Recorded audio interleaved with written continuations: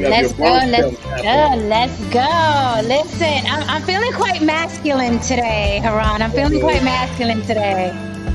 Bronx Tale going on right now. That's Okay. the mob shoes used to wear back in the Bronx, back in the 80s. Yes, sir. Yes, sir. I'm feeling like quite a G today. Again, ode to all the gentlemen of the world, all the masculine men of the world. I felt like a little button up, what I'm saying? Some Bronx tale tonight.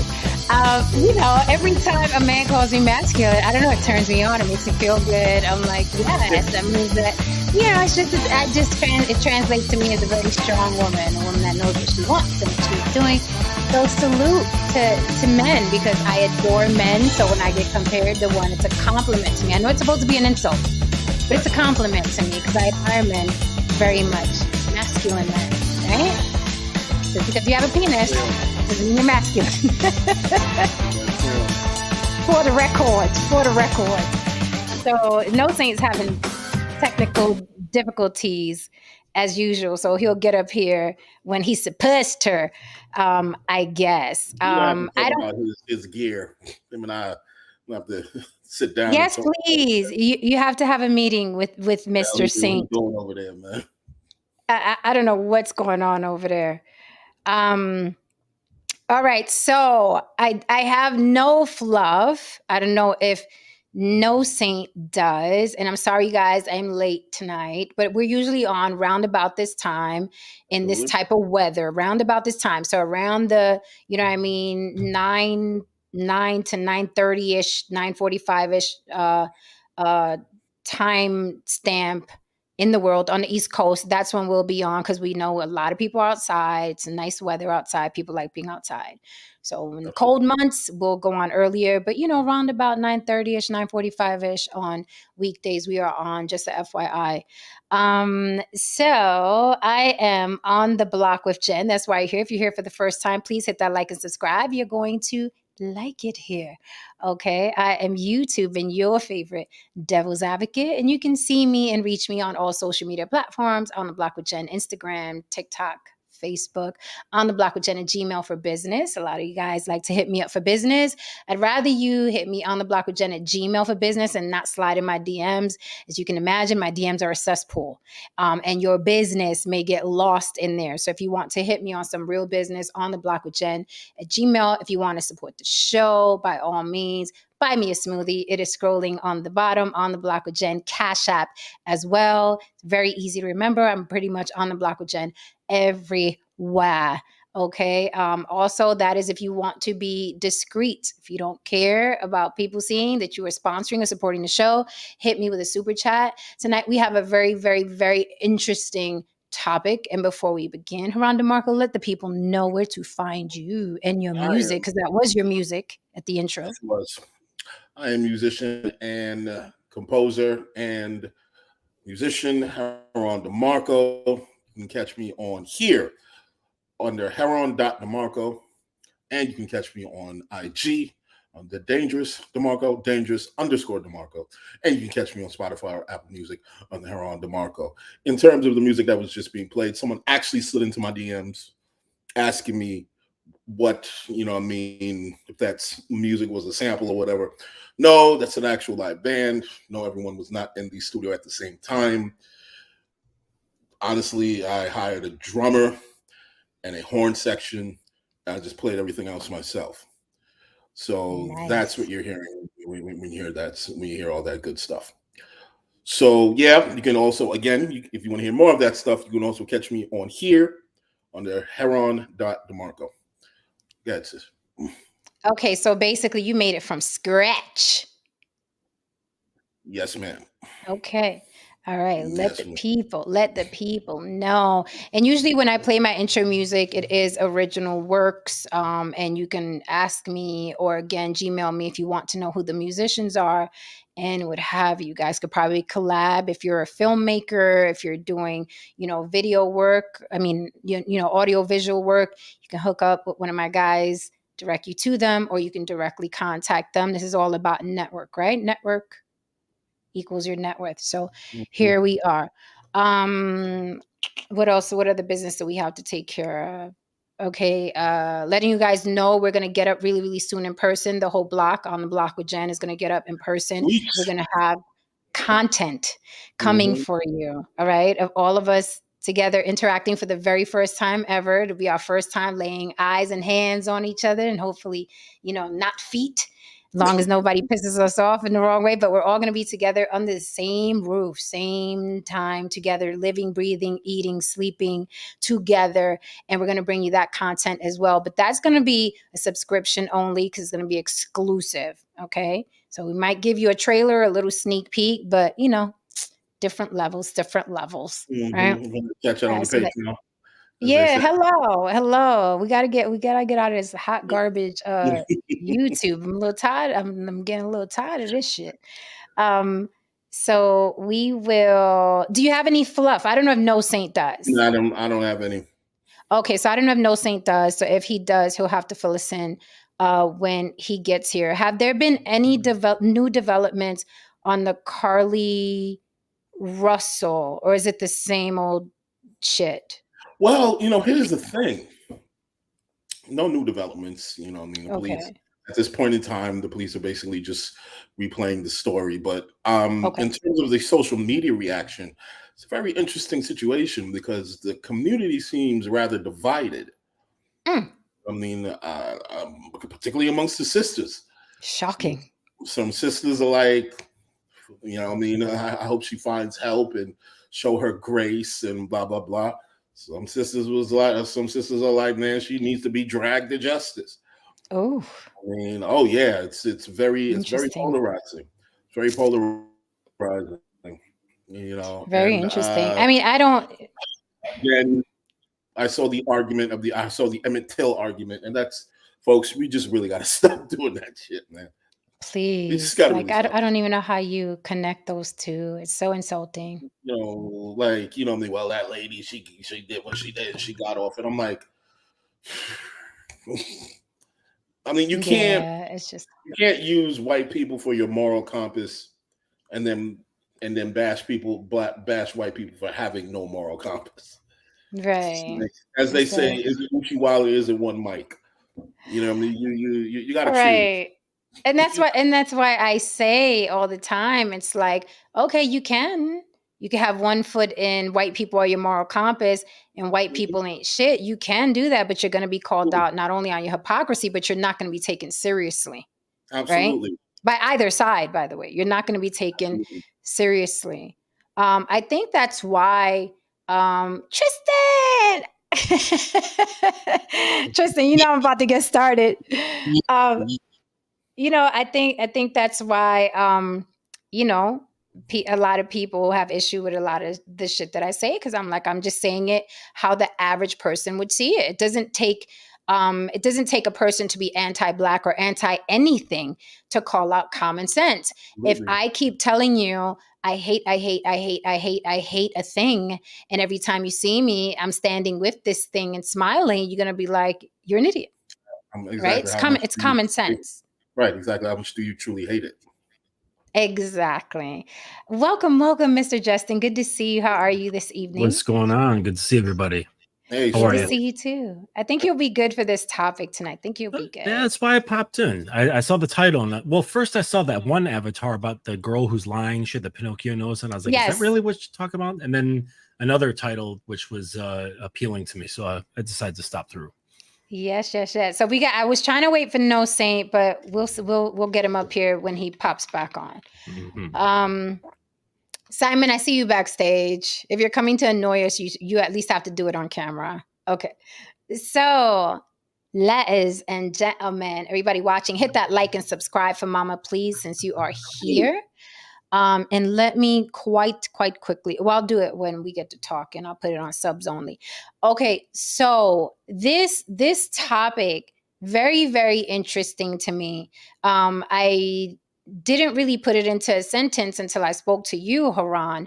But we hear a lot about the modern woman. I mean, a lot about the modern woman, how she's not submissive and how she has her own money now and she doesn't listen to men and, you know, she's in her own lane. About We hear a lot about the modern woman. But there's also, along with that, the modern man, right? And I'm hearing this a lot echoed, right, on social media, especially. Um, I hear it echoed a lot, right? Where it's like, you know, I was recently on a podcast, Black Ice podcast with Dav, and he's starting to post clips of our 1 hour stream together. And I'm seeing the same sentiments parroted in the comments, how I'm masculine, I'm a modern woman. And literally what they're responding to is, I said, you know, I'm not willing to be in a relationship right now. I love men. This is what I said. I said, I love men. Men are wonderful, but they're a huge responsibility the way I do relationships, right? Because I am subservient, submissive. I like to cook. I like to clean. I like to be pretty. If I hear his car pulling up, I make sure I look good. The bra and panties are matching, head on tap, sex on tap. I'm very dedicated when I'm in a relationship. Right now, I have other goals, right? Other desires. I have other things I want to do. So right now, I don't want the responsibility of a man. But of course, you know, social media is going to social media, and they turn that into, I'm masculine and I'm a modern woman and no man's going to want me because I don't want the responsibility. They turn it into whatever it is painting them, right? Which has nothing to do with what I said at all. So lately we've been seeing this trend where men not only want a submissive woman, but they also want her to provide. Right. And I always said those two, you can't mix those two.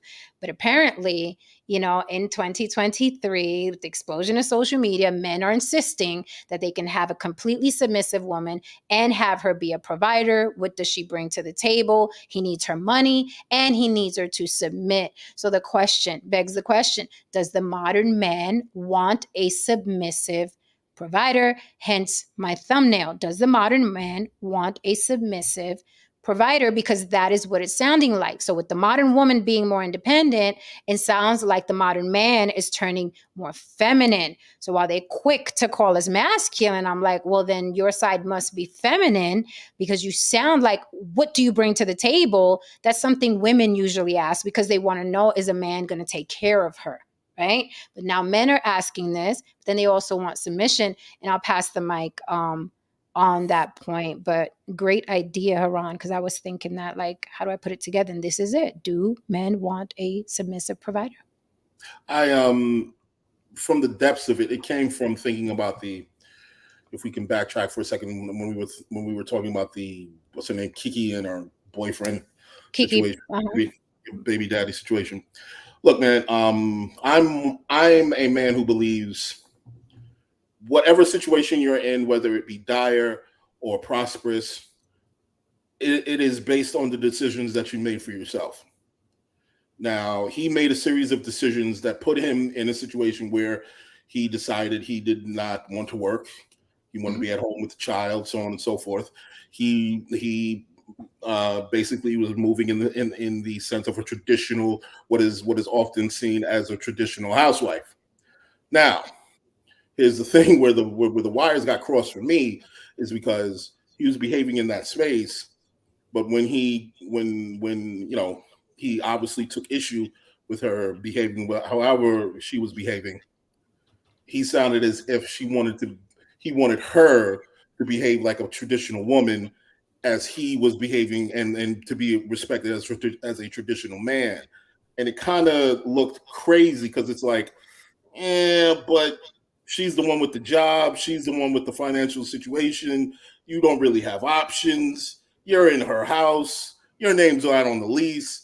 It just sounds crazy, you know. So to me, in my mind, and you know, from my perspective, it's like, okay, because I've seen his behavior from a number of young men.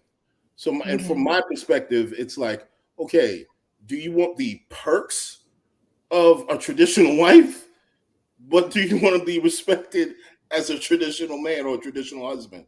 You know, that's pretty much what I'm questioning with these young men, because I'm from a completely different era of men, and I'll pass it on the mic on that. Okay. Welcome, No Saint. Mr. Justin, what say you? What intrigued you about the topic?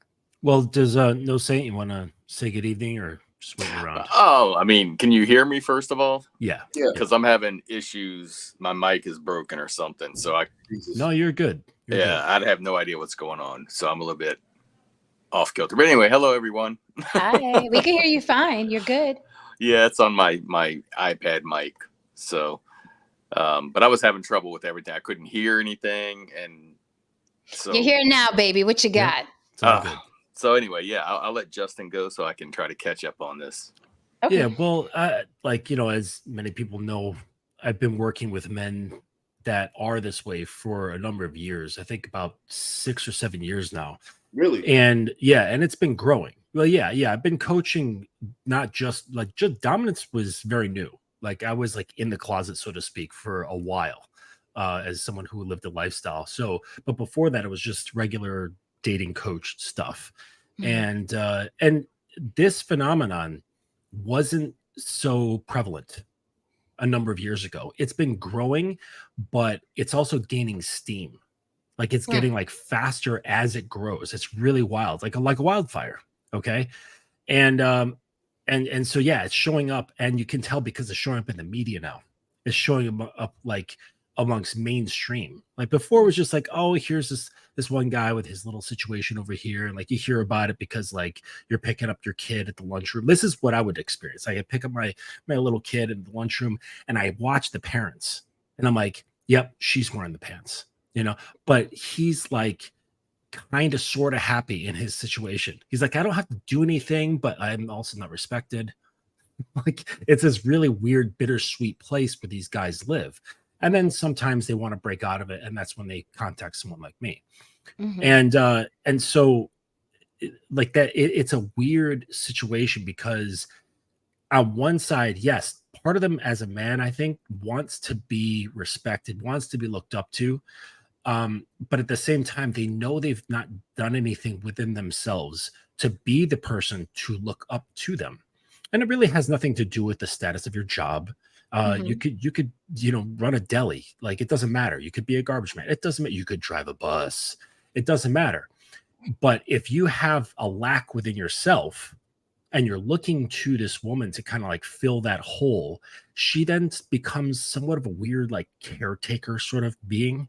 And like, yeah, maybe a little bit at first, that's kind of cute. It's like, oh, like he needs me, but when that doesn't go away, then the woman's like, okay, I have a man child on my hands. Yeah, you're a fucking kid. I now have to take care of this guy. And to that phrase there, that's reflected back on what you were saying in that interview. I only caught the clip, Jen, the one that you put on your story, but I get where you're coming from because you're largely surrounded by just a number of these things, and you see the potentials because you're experienced enough and go, oh, that'll turn into a man child, that'll turn into a man child, and you're like, you know what, I'm just gonna pause on this for a moment and go do this other fun shit because that's a drag.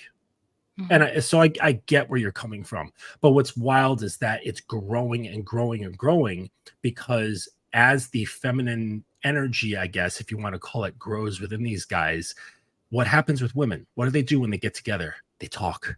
Yeah. They gather in the hen house. Well, the internet has become the hen house of the feminine modern male. And they're all yapping about, right? Causing a big fucking storm and fucking, kicking their chicken shit all over the place and making a huge fucking mess. And just the way media works is that it gains a lot of attention. And it's like, oh, listen. And they're like, listen to us, listen to me. And you know what? The truth still remains, and I'll end on this. Like women still don't give a shit. Like you want them to give a shit about you. They don't give a shit about you. Like it's it. Just accept it and move on. They don't care about your feelings. They never did. And that's the main reason why I say what I say on here, particularly to black men, because by sitting here and constantly discussing about what women get away with and so on and so forth, they're not going to hold themselves accountable. You're sitting here and you're just fucking you're talking to a wall essentially, and you're wasting your breath. Concentrate on you. Yeah, essentially that's just, yeah. This is Jeff's entire YouTube career. This is her entire YouTube career. I mean, Jesus This- Christ, man, like I'm of a nature who believes that no man is supposed to be living on a woman, off of a woman. A man accepting alimony from a woman or any kind of that, to me, that's just how can you look yourself in the mirror after agreeing to something like that? Sir, I am taking Oprah's money, okay? You can kiss my ass. Okay. Stedman beat you to it. Stedman beat you to it. But and you know, there's a difference between her contributing Mm-hmm. and her taking care of you. Like Mhm. there's a difference, right? Mhm. Like I know situations where the woman makes more than the guy, not by a significant amount. It's not like, Mhm. you know, he's you know, a janitor at a high school and she's a freaking top dog lawyer. It's not that different. But Mhm. yes, she makes more, right? She's been in corporate America a long time. He's a school teacher, right? Mhm. But she still answers to him. She's still like, okay, this is I work for this family. So my Mhm. money goes towards the family, Mhm. as does his, right? Mhm. But it's not like she takes care of him. She's just like, okay, here, this is for the family. This is for us. But it's when the what Haram was saying, it's like, but when it shifts to she's taking care of me and the kids, like that's when it gets a little weird. That's when it just shifts way too far apart. Yeah, you're fucking with the feminine imperative when you do that, because when you're stepping in that space, you're stepping in the space nested for her offspring, her children. And when you're just clumping around with your streaky fucking drawers and your shitty ass fucking feet, you know what I mean, in that space where her kids are supposed to be, she's going to resent you. Right. Yeah, and I've resented a couple. Yeah, going back to what you said, ooh, Mr. Justin, going back to what you said, you know, the clip that you're talking about, I started like kicking around dirt because I was like, let's see, men are very, very in this space. Men are very predictable. They parrot the same thing. They have like 3 points, like you're masculine. You're going to die alone with the cat. And men don't want you. That's why you're single, right? You're not single by choice. Men don't want. So those are the 3 things that are parroted. It doesn't matter if the man is black, white, young, or old. If they're in this space, that is what they believe. That is what they say. So I knew what to expect. And like, you know what I mean? The sun rising every day. Like the comments were exactly parroting that. So I started like kicking them around a bit. You ever seen a cat with a mouse before it eats it? That's basically what I do with these guys. I kind of just, I slap them around a bit and play with it because I know they're upset. I'm not upset. They're upset. They want to make me a lonely woman. They want to make me a woman that's not desirable. They want to make me a woman that's going to die alone. They know that's not true, right? It's like we're all dealt cards, right? And I'm like, it's good almost luck, like good luck with your hand. They want you to, women like yourself, to feel bad for Mhm. not wanting them, right? Right. And so, like, is everyone familiar with Aesop's fables? Like, I love Aesop's fables. Yeah, Mhm. Do you guys remember the one with the fox and the grapes? Mm-hmm. That's what modern. No. That's what modern men are. Yes, yeah, the sour grapes. What is that? The fox and the grape? I'm not familiar with that. So the fox is walking along, right, and he comes across a trellis, like a you know, some lands where humans are, and he sees a trellis of grapes, and he's like, "Oh my gosh, look at those gorgeous grapes! I bet they taste wonderful." And he tries to get them every single way. He tries to get these grapes. He fails. They're too high. He can't climb. Like running, jump. Like he spends all afternoon. Now he's exhausted. He hasn't had a single grape, and he walks away and he looks at them and goes, "You know what? I bet they're sour anyways." And it's the same exact thing. This is basically the modern male's mind in a nutshell, right? Oh, I that is can't get them, hilarious. but they're probably trash anyways. So why even bother? That's it. what I love. I mean, that is the freaking right there. That is the freaking definition of what I see go on. And going back to women just don't care. Like, I don't care. Like, I feel bad for them because I'm like, when we both log off, you know damn well I have more options than you, and I'm going to have more options than you for many, many years, regardless of your hit the wall theory, regardless of your age theory, regardless of your body count theory. You and I, sir, you know that between you and I'm going to have more options for a very, very long time. Right now, you're struggling. You're still spreading vitriol to women you can't get. You're angry. You're online. You have 1,000, you know what I mean, misogynistic life coaches. We're just two different lanes, right? But it's just funny for me to see the same ideas parroted over and over again. It's To always the watch all the same three. content. Yeah, it's all the same three. You're masculine, you're gonna die alone, and you're gonna get a cat or something like that. And it's like, you guys got anything else? Because I don't care about that, because I don't fall under those three. So what else do you have? But if it goes back to the grapes thing, it doesn't matter. They're just gonna be like, oh, them grapes are probably sour. Anyway, when the real issue is, you're not in my dating pool. And I'm not saying that because I'm sitting up here like some fucking Victoria's Secret models. There are levels to everything. Right? There are levels to everything.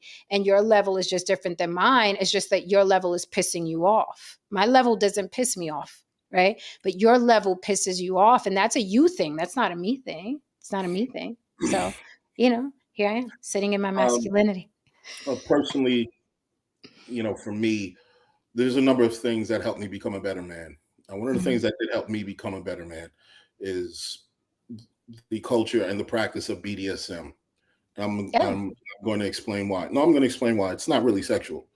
The practice of it that taught me how to become a better man is because prior to that, I was very wild. I was very wild and, impulsive and so on and so forth. That practice, it taught me a lot about control, taught me a lot about discipline, taught me about how to create not only safe spaces, but safe energy.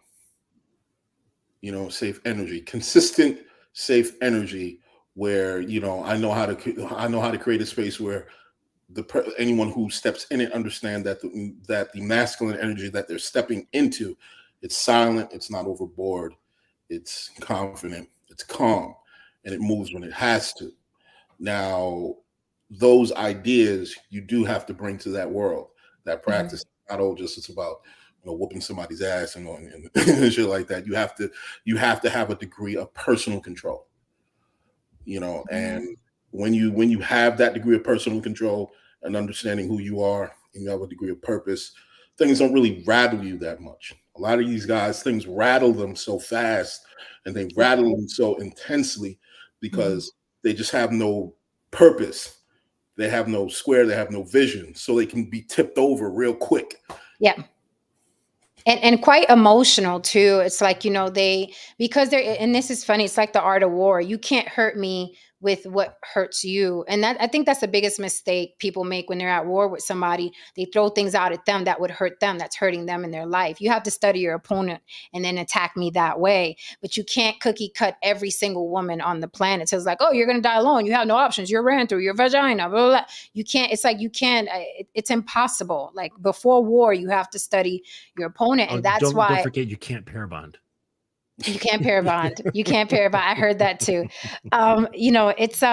It's just funny to me how they're constantly throwing the same things out. And I'm like, at least learn who the woman is and who's before you. And because I'm not going to let you trigger me. I'm not going to run my contact list to you. I'm not going to run who I've dated to you. I'm not going to run who's in my dating pool, because it's really none of your business. And I have nothing to prove to you about my worth. But it's still very interesting to me. And I'm seeing the conversation still, I'm still seeing submissive synonymous with what does she bring to the table? So the modern man, we speak a lot about the modern woman. Again, the modern man wants to be provided for, and he wants it from a submissive woman. And that's an impossibility. And I have to again say, at the risk of being redundant, Mr. Justin is correct. Women don't give a fuck. You done called us sluts to you a blue in the, which one is that?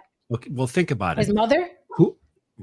Who has been providing for him, but also cares about his feelings? Mommy. His mama, for sure. So Justin, so you're basically supporting what I said like a couple of times before. Yeah. Ladies looking for their fucking mother. Yep. That's it. And so, and we do this, I mean, until you become self-aware, and it's natural, right? Where we have, say, it's common for us to have a caretaker. When we go out into the world, imprints, they imprint on us, and we're like, oh, this is what it looks like, and they become sort of this like archetype that runs in the background, like a background app. And until you become aware of yourself more, then that sort of runs the show for a little while. Mm-hmm. And you know, and what's really funny actually, and I discovered this recently. You know, my girl, and she's watching right now. What's up, baby? She has like a number of characteristics, and I just realized this recently of my mother, and it's really wild, but it's now coming from a completely different place, you know, because obviously it's from a place where emotionally I'm not in a place of need, because I'm not in a place of emotional lack, right? So the thing is, though, is when you develop more as a man, and this is kind of the basis of a lot of what I coach in, is that you learn to fill your own cup, so that whatever she brings, whatever quote unquote she brings to the table, it's just overflow. It's just the whipped cream on top of your, hot chocolate, which is And filled to the brim. And that's what I enjoy. I Right. love being the whipped cream. I love that position. To what you said, Mr. Justin, how they have this archetype of their mother or whatever. I'm like, I'm on the Or the other father. end of that, right? Because I have the archetype of my father in my mind. So I'm expecting a very masculine man, right? When I pair bond. I don't know. They say I can't pair bond. No, So- it's hopeless. You're done. Right. So, and that's what I look for. I look for a man that's a protector, a provider. My father was very, very dominant in both areas. And that is what I look for. Right. But it's lacking. But when you're dealing with, you said you're dealing with a lot of men that are going through this, and it's there's an explosion of it now. It's not just young men. I'm seeing men in their 40s, even pushing 50, with the same attitudes. Yeah. Well, it's because the internet gives them a voice. It gives them a place to stretch their legs, while they roll on their stockings Taking to and taking shave to their underarms. You said roll up the stockings, Joe. I just wanna throw something out to the panel. What if I'm looking at this? What if a number of these men out there in the world, in the real world, they feel powerless? They feel no direction on. They feel as if they don't have the ability to control their lives or get the kind of life that they can that they think they deserve or whatever, what have you. So the next best thing is to attempt to control a woman, or have a woman in the home that is submissive, to supplement the feelings of powerless outside of the home. Because if you kind of think about it, it kind of makes sense, because it's like, okay, outside of the home, I'm powerless, but I can always run home and feel like a king, rather than That's a human thing. and outside the home itself. Yeah, that's a human thing, Haran. Because remember, I told you when I was talking about Black people, they attack other Black people or brown people, though they claim they hate white people, but they don't touch white people. They'll just say, "Oh, people are racist," but they don't fuck with them like that, right? But they turn sideways like crabs. They never go up. They attack sideways. So the same thing with a man who feels powerless out in the world. You're gonna go and attack who you think is the weaker person, right? Which is a woman. I did want to grab this comment here. Misty Unicorn says, women are stuck in a catch-22. Damned if we do, damned if we don't. I was raised in that bullshit, and that is what it is, bullshit. I believe in equality. So here's the thing, right? So with the clip that the Black Ice podcast posted, right? I noticed that, right? In the clip, I'm saying, I'm not ready to dedicate myself to having a significant other, because men are a responsibility, right? And it's a responsibility, not that I can't handle, I just don't want to deal with it right now because I'm very dedicated, right? So that was wrong, right? But when a woman says, I'm not doing shit for a man, I just want you to take care of me, then that's wrong as well, which goes back to what Misty said. It's like damned if you do and damned if you don't. I said very specifically, if I were in a relationship right now, I would be neglecting my man, because my mind, I have, tunnel vision and focus on something else. So I'm going to come home. If I had a man right now, I'm going to come home and be like, no, I don't want to dress up. No, I don't want to be pretty. No, I can't give you head because I have a deadline for this. I would literally be neglecting him. So why would I pull a man into that world? But I noticed that men, even when they're struggling, because it goes back to the mommy effect, even when they're struggling, they're used to pulling women into their struggle, which is why we hear build with me, which is why we hear speak life into me, right? Where I'm a woman and I'm like, no, I can't do any of that. I don't need you to do that for me. I just need you to leave me alone so I can take care of this. But men, I think it's like knee-jerk reaction. Yeah, I'm struggling. I ain't got no money, but a woman will build with me. I'm not even looking for a man to build with me. I'm like, let me take care of this shit. And then once I feel comfortable, then I can go out there and, start dating. But then they had an issue with that as well. So it's like, if I'm in a relationship and I'm neglecting him, that's wrong. If I don't want to be in a relationship because I don't want to neglect the man, that's wrong. So it's like, you can't make them happy. And that tells me that you're just miserable. You feel powerless and you're projecting that on everybody else. Well, where there's a feeling of neglect, there's usually emotion involved, right? So like, if you think about, neglecting a child, right? It's really their emotional needs that are being neglected. Right. Even if you physically neglect them, like let's say, and this happens a lot, I imagine, where like the kid is just given an iPad and then you're like, okay, now I can focus on my work. Right. That's a form of neglect. But what that does is it creates an emotional wave. Right. So when we talk about neglect, it's usually emotional. So what you're really like, an effect of what you're talking about is an emotional neglect on a grown man. Right. But if he was really a grown man with a capital M, he wouldn't need it. Right. And then you wouldn't be stuck feeling, oh, I'm neglecting him, because when you say that, that comes with the knowledge that he's in need.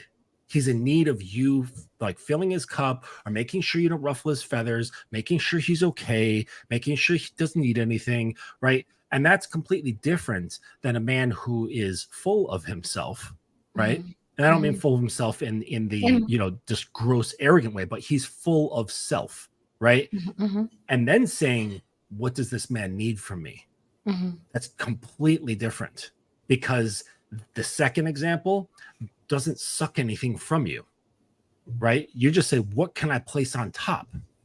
How he appears to not need me, right? Which actually makes you want to like, okay, let me figure this out, because I kind of like that. So where's the little spots where I can fit in?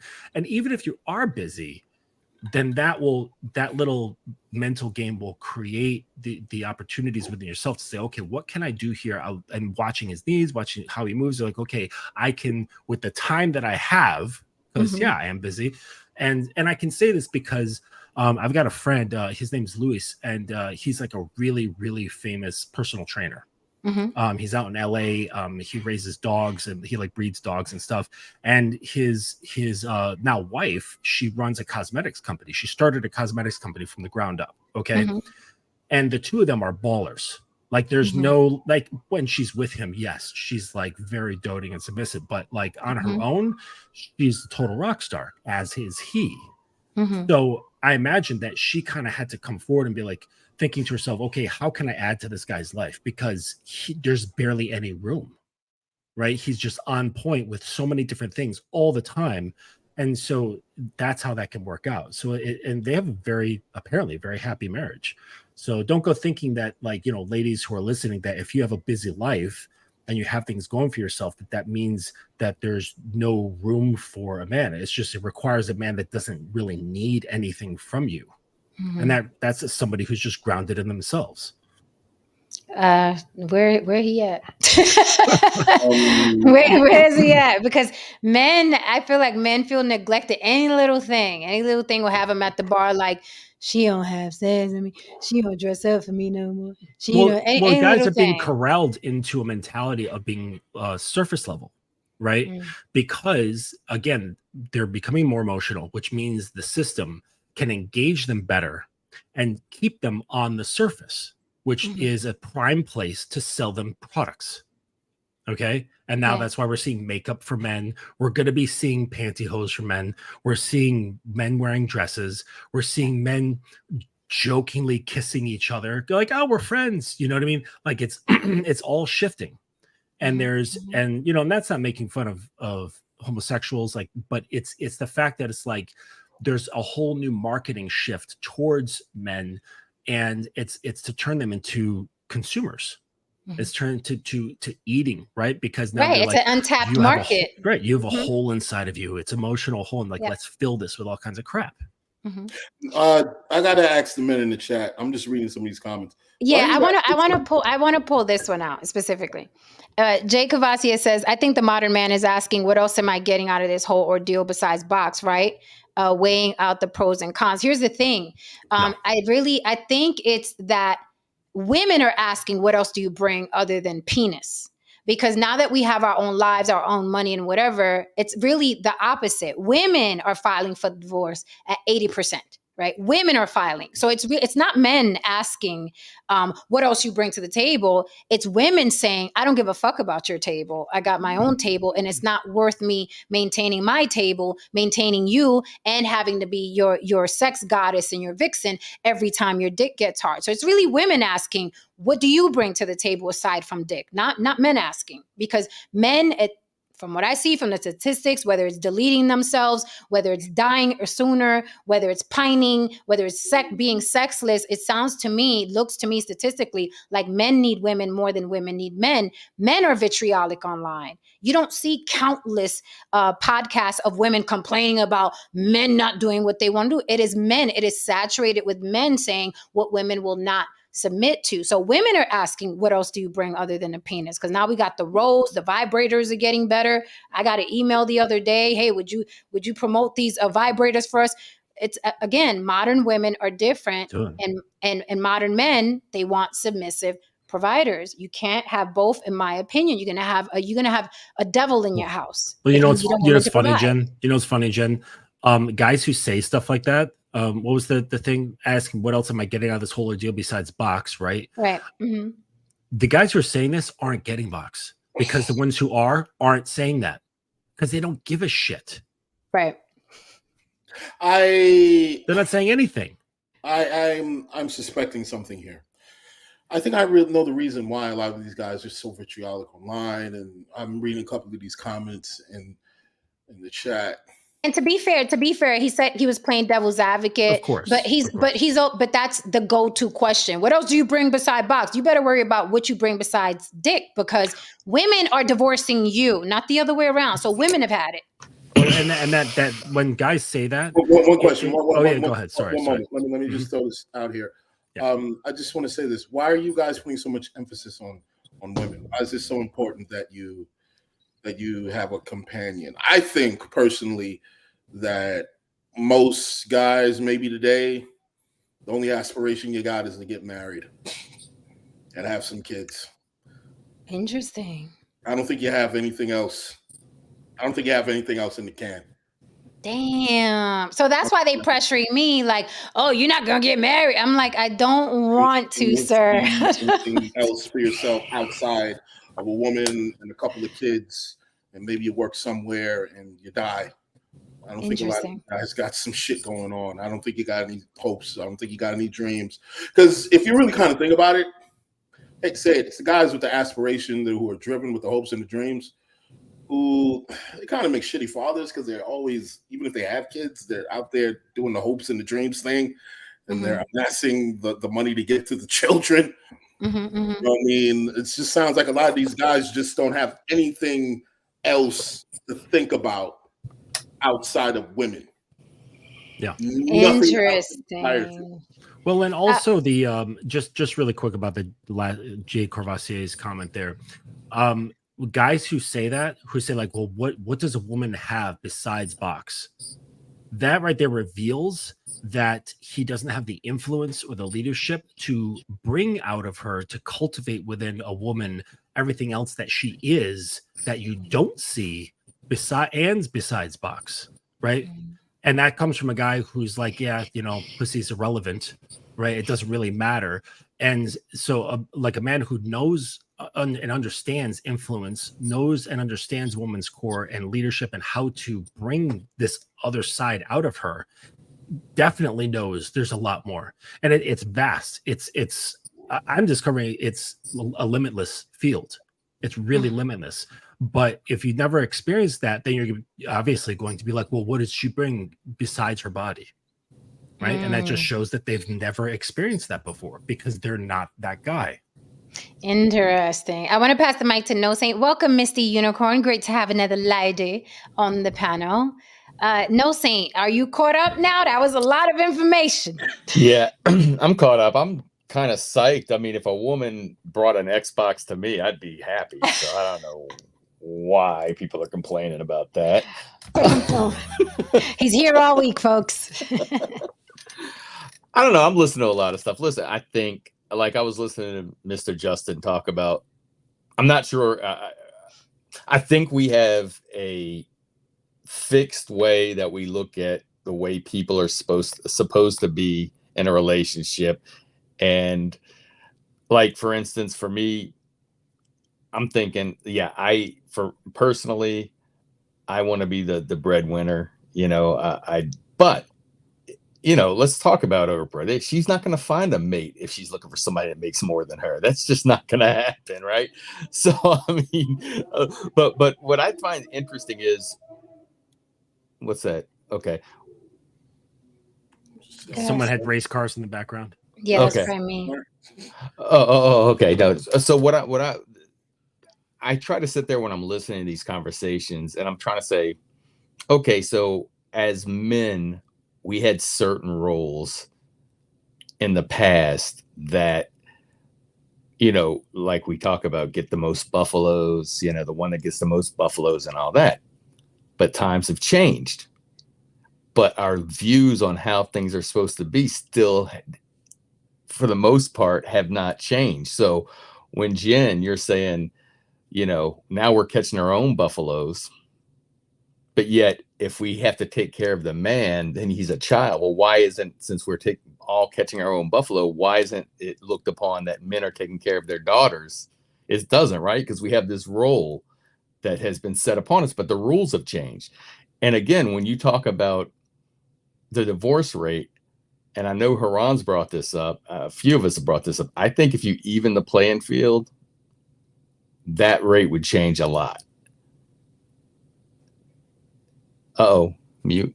And how would that happen? Even the playing field in what category? Well, what I'm saying is, what I'm saying is that men normally have a whole lot more to lose in the deal. Like the man that you went on his panel on the video was saying that I think you agreed with them that women are rewarded for divorce. Rewarded for so to me, I don't. No one was rewarded for divorce. Basically, you're saying. Yes. So I mean, if you made it more of an even playing field, because before, when women weren't rewarded and it was a different playing field, the divorces weren't happening. Right, absolutely. But then you win by default. Women didn't want to be with men back then either. No, I agree. But at the same time, I'm sure there are men that don't really want to be with the woman they're with, but they're like, they're like, it's cheaper to keep her because lawyers are expensive. I mean, essentially what you're saying, if the stakes were essentially as high as a fucking Tinder date, the goddamn look a lot different. Okay? I'm just throwing some things out of there, there, because I don't want to, and as well, Mr. Justin was talking about guys with products of makeup, wearing different things. And all I was thinking when he was saying that, I know where we live today, but that is maybe the society is evolving, if you want to say, because that goes on and that has gone on in other societies. This isn't the first place where men wore makeup or, wore other things. I just think that we have a set way of looking at roles, and roles don't always remain the same. Well, I think I know, but I think we're talking about two different things. Our Western society, men here are the Marlboro man on the horse with the cigar and the beards, and our guys never wore makeup, right? But I'm saying maybe things are changing. Right. Okay. However, they're not changing for the better. It's not like masculine men wearing makeup. Men are becoming more feminine. And I'm not talking about homosexuals. Okay. No, I know. A gay man is going to be feminine automatically. I'm talking about now even the regular men who like women and are attracted to women. They are targeting them for, oh, you're getting wrinkled. Oh, the shirt will look better on you tighter. These jeans will look better on you tighter. So it's not just gay men. So I think it's two different things. What's up, Tova? How are you, doll? So somebody said something here. Jay, again, I think you're in denial. He says a male demanding to be provided for is one thing, but most men nowadays don't see the benefit of a relationship. That's bullshit. Men want, I mean, what are you, have you seen YouTube? Men are desperately fucking vitriolic online mad because they're not in relationships, because they can't get a woman to submit to them. Are you kidding me? Where have you been? Advocate.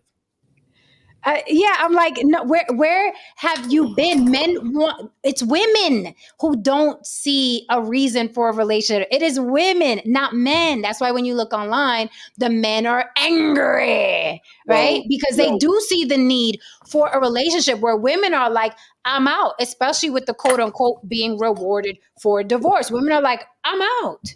Well, I'm out of here. Here's the thing with modern society right now. Look, guys, mute it really quickly, Haran. Mute your mics when you're not talking. I'm getting a lot of, you know what I mean? This is peacetime. You know, what we're experiencing, when I mean peacetime, you know, a lot of the things that we went through the 80s and the 90s, the wars, the ups and downs, and so on and so forth. You know, I mean, there's a lot of things economically in terms of, you know, economics, infrastructure, even those things are bad. They aren't nearly as bad as they were in the 80s and so on and so forth. So this is peacetime. There's a lot more comfort. You know what I mean? There's a lot more fat people. There's a lot more opportunities.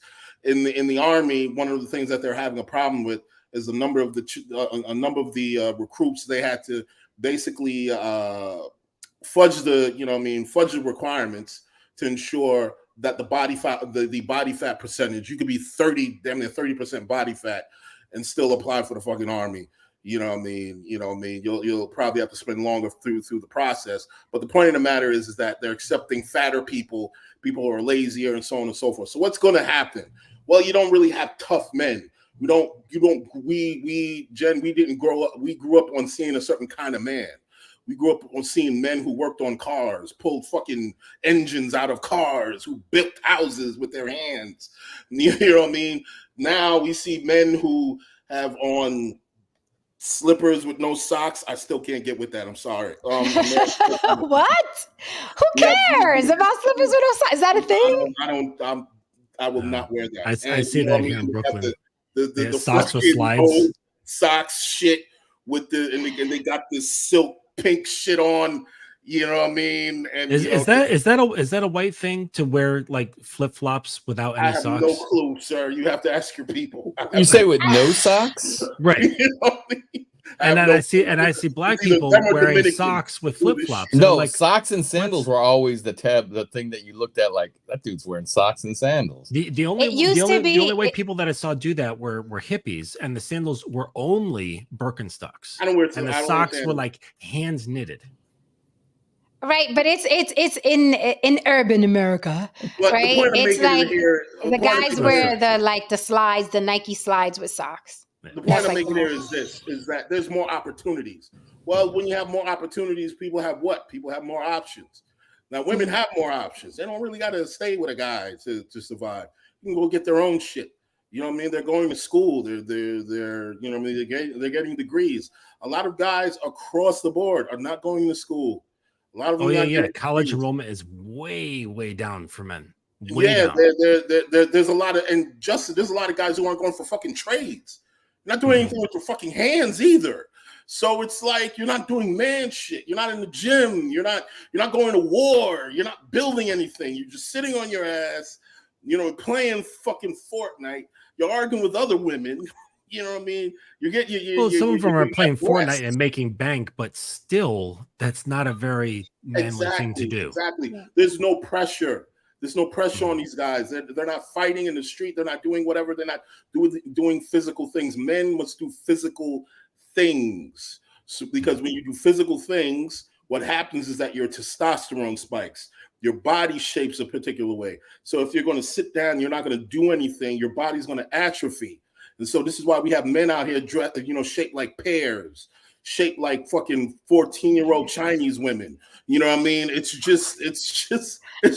What is happening? It's the fucking truth, man. I want to pass the mic to Misty, but I do want to say I agree with you 100%, Haram, because you understand. I was a little girl who watched my dad. My dad owned a parking garage across the street from where we lived. I was a little girl who watched my dad, my cousin, and my brother bounce a car down the block because my dad had a sign said, "Do not park in front of the parking lot." And this guy kept doing it. And he went downstairs, rolled his sleeves up with my cousin, who was also a bodybuilder. My dad was a bodybuilder. My brother was a boxer. They went downstairs and bounced that fucking car down the block. And I watched them do it. That's the background I come from. So when you're crying about, what do you bring to the table other than box? We build with me, speak life into me. I cannot relate. And Jen, It do you does notice- not No action. compute. One more thing, Justin. Do you notice something? Like all of the voices are real high. It's like up here. It's just like it's like they should Yeah, be up here. There's a lack of bass. Bring back toxic masculinity. Misty Unicorn, what say you? I digress. I have a lot to say. I don't know if you can hear me. Can you hear me? Yes, we can hear you good. All Say right, it, awesome. honey. All right. So first of all, you have to look at how society has changed recently, especially recently, because, okay, so I have been single the past 3 years. Prior to that, I was with my ex. We were together for 13 years. We had a very unique situation where I was the breadwinner. He was the stay-at-home dad. I'll get into that in a bit. But in recent years, seeing how the way society is, I started to learn about red pill and all this other BS that comes along with that. I started seeing how you have all these people that are out there complaining about, women and how like their body count. At first, I was like, wait, because I watched a lot of true crime stuff. So I'm thinking, what do you mean? How many people have they killed? So then I learned what that meant. I started learning about all this additional stuff, and it's like the world has changed. It's gone on steroids. I don't know what the hell happened, but it just changed. It went crazy. So you have all these guys here who don't want to work on themselves, but yet they have the audacity to tell these women, "Oh, well, what do you have to bring to the table? How many women have you been with? Oh, never mind how many men have you been with? Never mind how many women they have been with. It's a double standard." So guys have this, and I'm not saying all guys, but a good majority of guys that are out there complaining have this audacity to complain about the way that women are acting, the way that we're dressing, the way that we're treating ourselves and others. But look at how they are. They want a trad wife, a traditional wife, but yet they don't want to be the traditional husband who works and, does like the traditional stuff. The way that I was raised is old school Latina. So my family, the man was the head of the household. The woman, did all the house stuff, the cooking, the cleaning, whatever. But they were still strong in their roles together. So even though it was a very machismo type of environment, it was still very equal because they both brought something to the table. They both worked together. They both supported each other. So it wasn't that one is better than the other. It's just that they had different functions, different things that they brought together to make that home work. That is not what is happening now anymore. Now it's more like, well, what do you have besides, your box? What else do you have? But it's like, well, what do you have? If we turn around and ask you, what do you have? Then we're like, oh, you're just after their money. And no, that's not what it is. It's like you're saying, okay, so you have the audacity to talk to us about that, our figures aren't exactly what the stereotypical societal beauty standard is, so we're not worthy.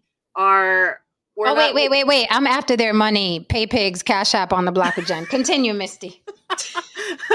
I mean, not all women are after their money, but it's like, there's more to it than that. And it's like guys will get mad at women for making more money, but yet if they're not bringing anything to the table, then why be mad at a woman for making more money than you? Why not see it as, oh, you're going to add to our relationship and we're going to join this and combine together and have a better home because you're bringing something more to the table than what we're lacking. And this is a partnership, a union. We're bringing this together to make our home work. It's not you're better than me because you went to school longer than me, or you're better than me because you make more money than me, or you're better than me because you've had more relationships or more sexual partners than I have. It's not all about that. And so there's a lot of things that are lacking in that. Also, too, I noticed that a lot of these guys that are complaining about women clearly do not spend a lot of time around women because women have a lot more to offer than our physical appearance, our bodies. You know, we have minds, we have mentalities. A lot of us are a lot more emotionally mature than men. I'm not saying all men, but or all women, because yeah, there are some psycho women out there, just like there are some psycho men out there. But you know, we have these experiences that we go through, that we strive through, that guys don't even understand why women are on a whole more emotionally mature than men, because we are judged all the time on how we look, we are judged all the time on how we dress, we are judged all the time on how we speak. I mean, in school it's automatically assumed that you're going to be bad at math and science because you're a girl. Guys don't have that stigma placed on them. It's already assumed that you're going to struggle in certain aspects, or that you're going to be great at cooking because you're a woman. All of a sudden, you love to cook because you're a woman. I hate cooking with a passion. I I do, and people will ask me, "Do you know how to cook?" It's easier for me to say I don't know how to cook than to say I hate cooking, because then I have to explain to people. When I say I hate to cook, it's because cooking is a talent. It is a gift. It is something that you enjoy, and you get that joy from seeing other people eat. Yes. I enjoy creating things like art and drawing, and I enjoy people looking at it and being surprised by it and liking it. That's where I get my joy from. I do not get joy from cooking. Watching water boil is just annoying. I don't like it. And guys don't seem to understand that. Guys seem to think that, oh, because you're a girl, it's like in your genes. You love to cook. You're going to want to cook.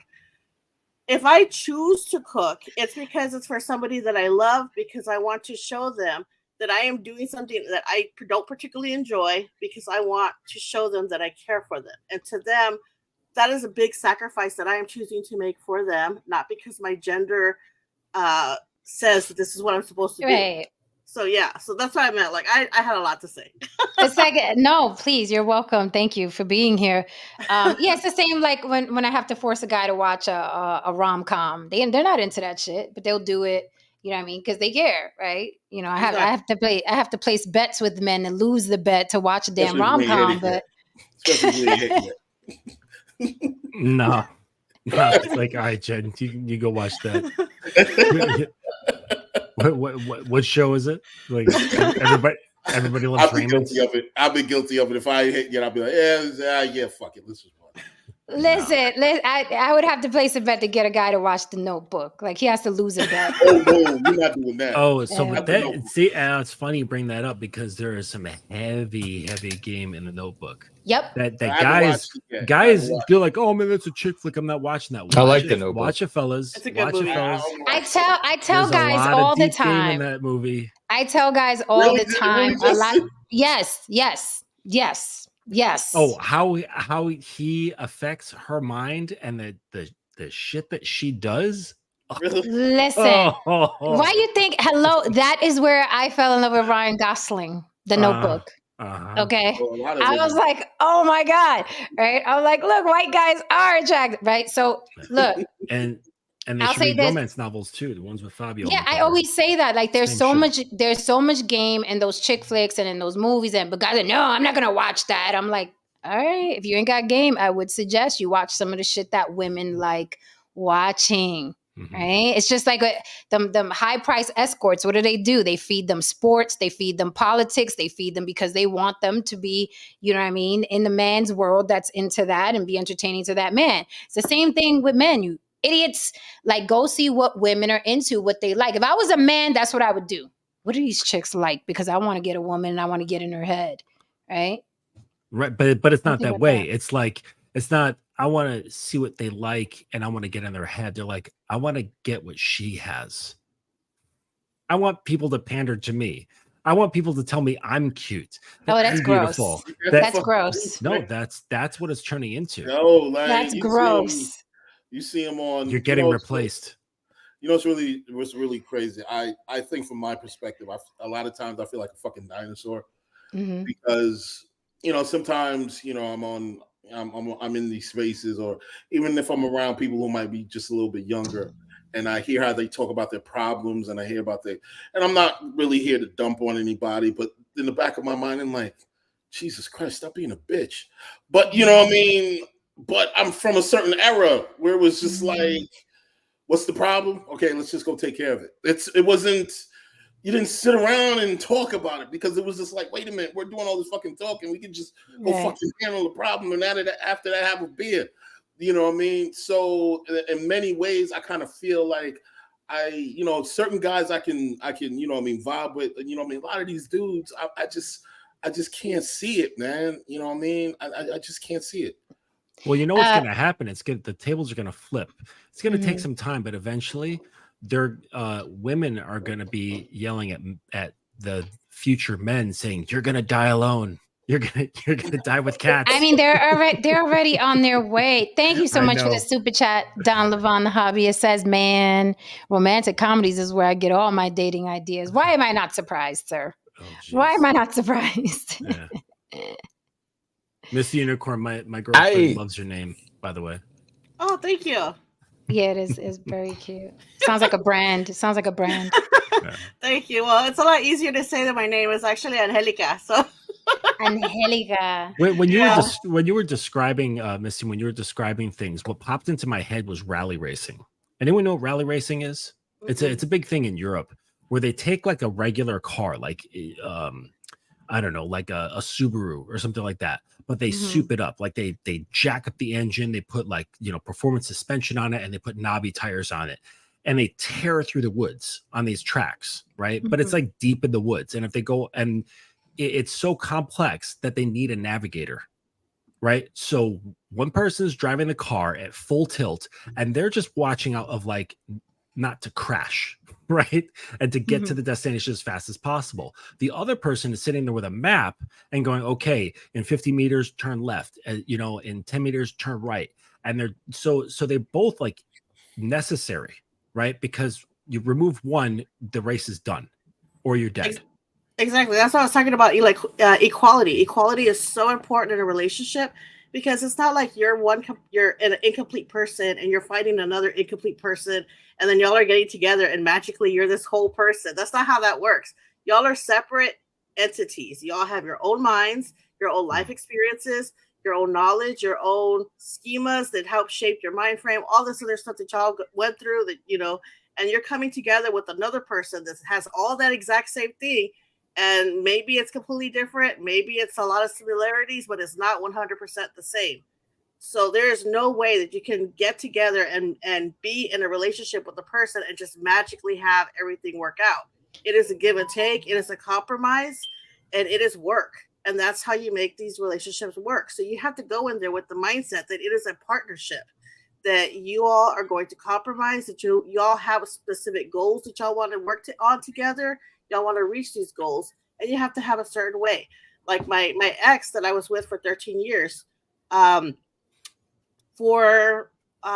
long story short, he found out that he had another kid. He had to pay child support on that. But when he found out about that, he was a manager at a job. So when it was court ordered, it was based on his management position. He ended up losing that job, and he went to this depression or whatever. And this was like kind of early on in our relationship. And yes, I could have ended it and been like, "Oh yeah, you're tied up in this. That's it." I throw in the towel, but I didn't. Instead, I really loved him and I wanted to help him. So we worked on it together. So what we ended up doing was, later on when I got pregnant, he ended up being the stay-at-home dad. Prior to that, I was actually helping him like with his depression and helped him go to school to be a pharmacy technician. So I was there helping him with all that stuff too, like, because that's what you're supposed to do in your relationship. You help each other through the good, through the bad. You support each other. You're their biggest cheerleader. So when stuff gets tough, you're there to support them. You're not just going to throw in the towel and be like, "Oh, well, I'll come back to you when things are looking up." That's not how it works. So we went through all that stuff together. So when I ended up having my son, it just worked out to be easier for him to be a stay-at-home dad and for me to work, because I can bring home a lot more money versus if he works, because when he works, a good amount of it goes to child support. So we was just like pennies on the dollar anyway. So he only worked on weekends just to take care of the child support. Otherwise, he stayed home and took care of our kids and our son. And so I would work and Monday through Friday, and then on the weekends I would stay home with our son. And And that's how it was. I've told you guys in the past about, my son, how he passed away and everything. So when that happened, like, we went our separate directions because that grief is what separated us and pulled us in different directions. And that happens. It's normal with grief and talking with other families that have lost a child. That's very typical for that to happen. But like, our situation was different. So even though I was the main breadwinner, like, he was the one who was taking care of our kid. When I would get home, I would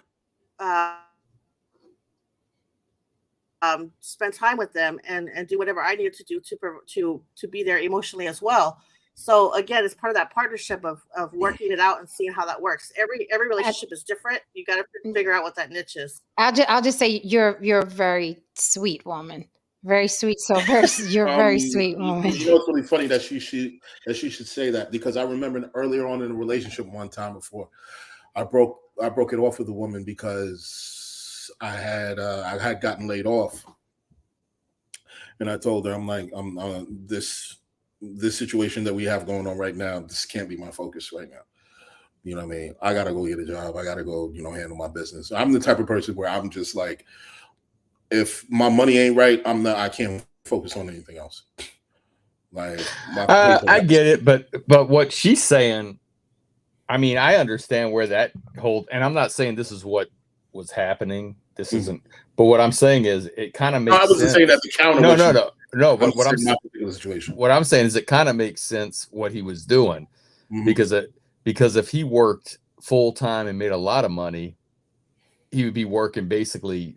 I mean, like, he just made enough to satisfy the child support. The more money you make, the more you end up having to pay. If it's spousal or child support, you have to pay more and more money. So it almost made sense that he just, and what he did was that's a job too. Staying at home, taking care of kids isn't easy. So I don't know. I'm just like, I'm listening, and I really need, I don't know. I shouldn't be asking these questions at this age, but it's just like, to me, it's like, I don't understand, like, the necessity, this whole, like Jen says, these men want you to submit. That was never my goal, to make a woman submit.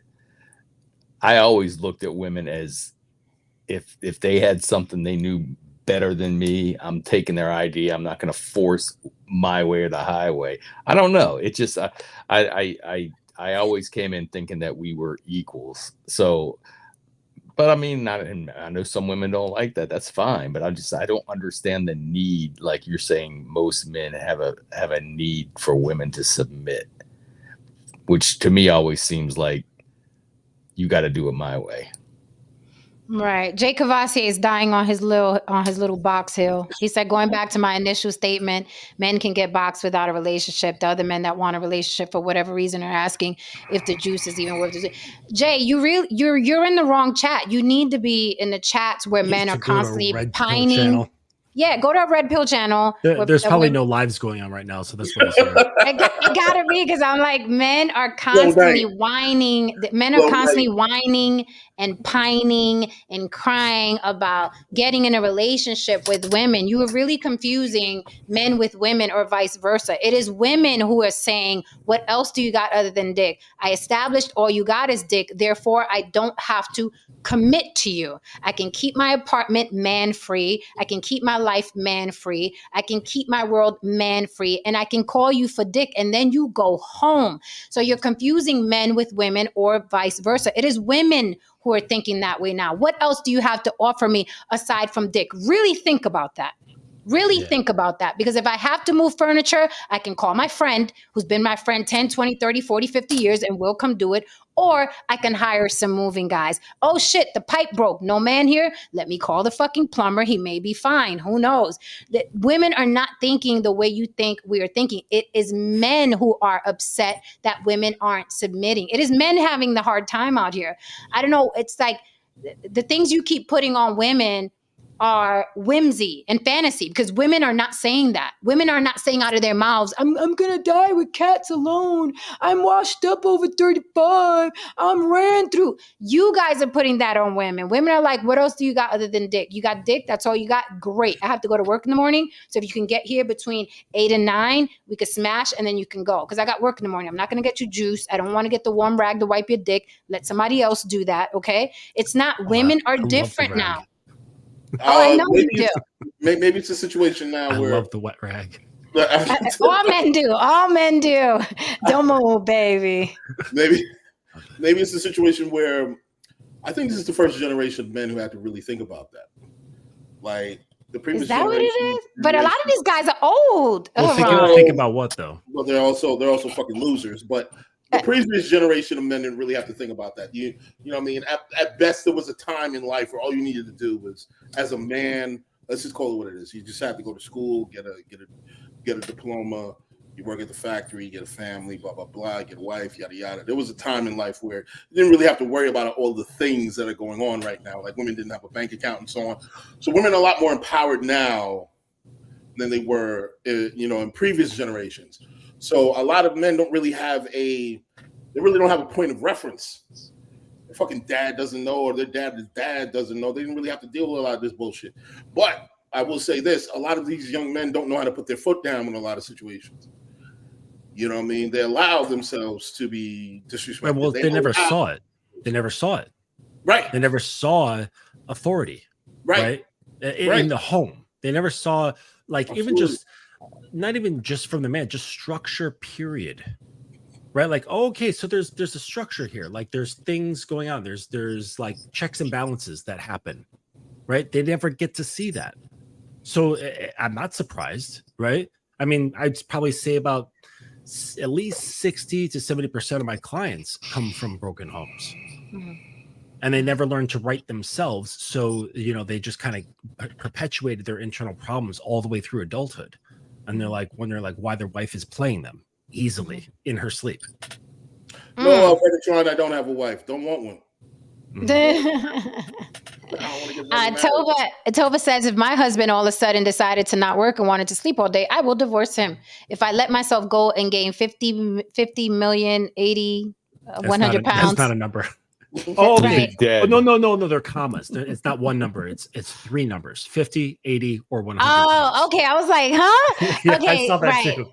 50, 80, or 100 pounds, he will leave me. Or at the very least, he will cheat. He won't leave you because it's cheaper to keep her, but he will cheat. He'll start, because it's very easy for men to stray. Any little excuse. You don't suck my dick no more. Jay Cavassier says, I didn't understand the title question because I don't know any men asking to be provided for. When you're asking, what do you bring to the table? And what else do you have other than box? You are asking for a woman to provide for you. That is what you're doing.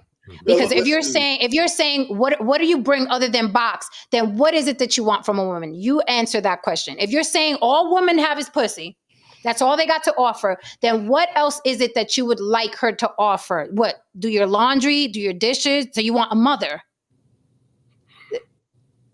You're asking these questions incomplete. Like, what do you want? You said, aside from box, what does she bring? So do you want her money, sir? What is it that you want from her? You want her money? You want her to do your laundry? What is it that you want? I'm not understanding. Like, be clear. I can guarantee that, like any modern male who answers that question is going to give a superficial answer because they've never actually experienced what a woman is beyond her surface, which is why they're always pointing to box.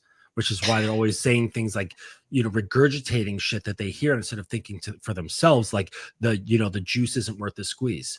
Come on. It sounds so immature, though. No, I think Rollo Tomassi said that freaking like 12 years ago, right? Mm-hmm. Like I think he was one of the first people to mention that phrase, and it stuck. And the red pillars were like jacking off. They're like, oh man, that sounds so good. I'm going to get these girls while they're like ravaging their dicks. And you know what though, it's I'll crazy teach them. My mother in a lot of ways, she's a very assertive woman, intelligent woman, brilliant woman. Kind of reminds me a lot like Jen. However, when my father was in the room, she was as submissive as fuck. Mm-hmm. She was a very doting person, very doting wife. Yeah, and You that's know what. I But see, mean? but that's what And happens naturally. my father was fucking hyper masculine as fuck though. You know what I mean? My father was a hyper masculine man.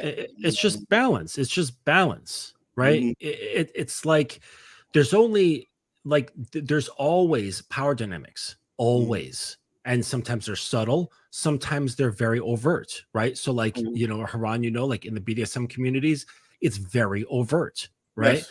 But in vanilla relationships as well, all relationships, even ones that are non-romantic, there are power dynamics. Whenever you're talking with somebody and you have like maybe a slight difference of opinion or you're coming from different perspectives, that's a power dynamic, right? It goes through politics and it's all throughout nature. The big ass strong trees, they're going to grow, their leaves are going to go out, they're going to create shade, and they're going to kill the smaller plants down below who don't get the sun, right? That's just how it works. There's power dynamics everywhere.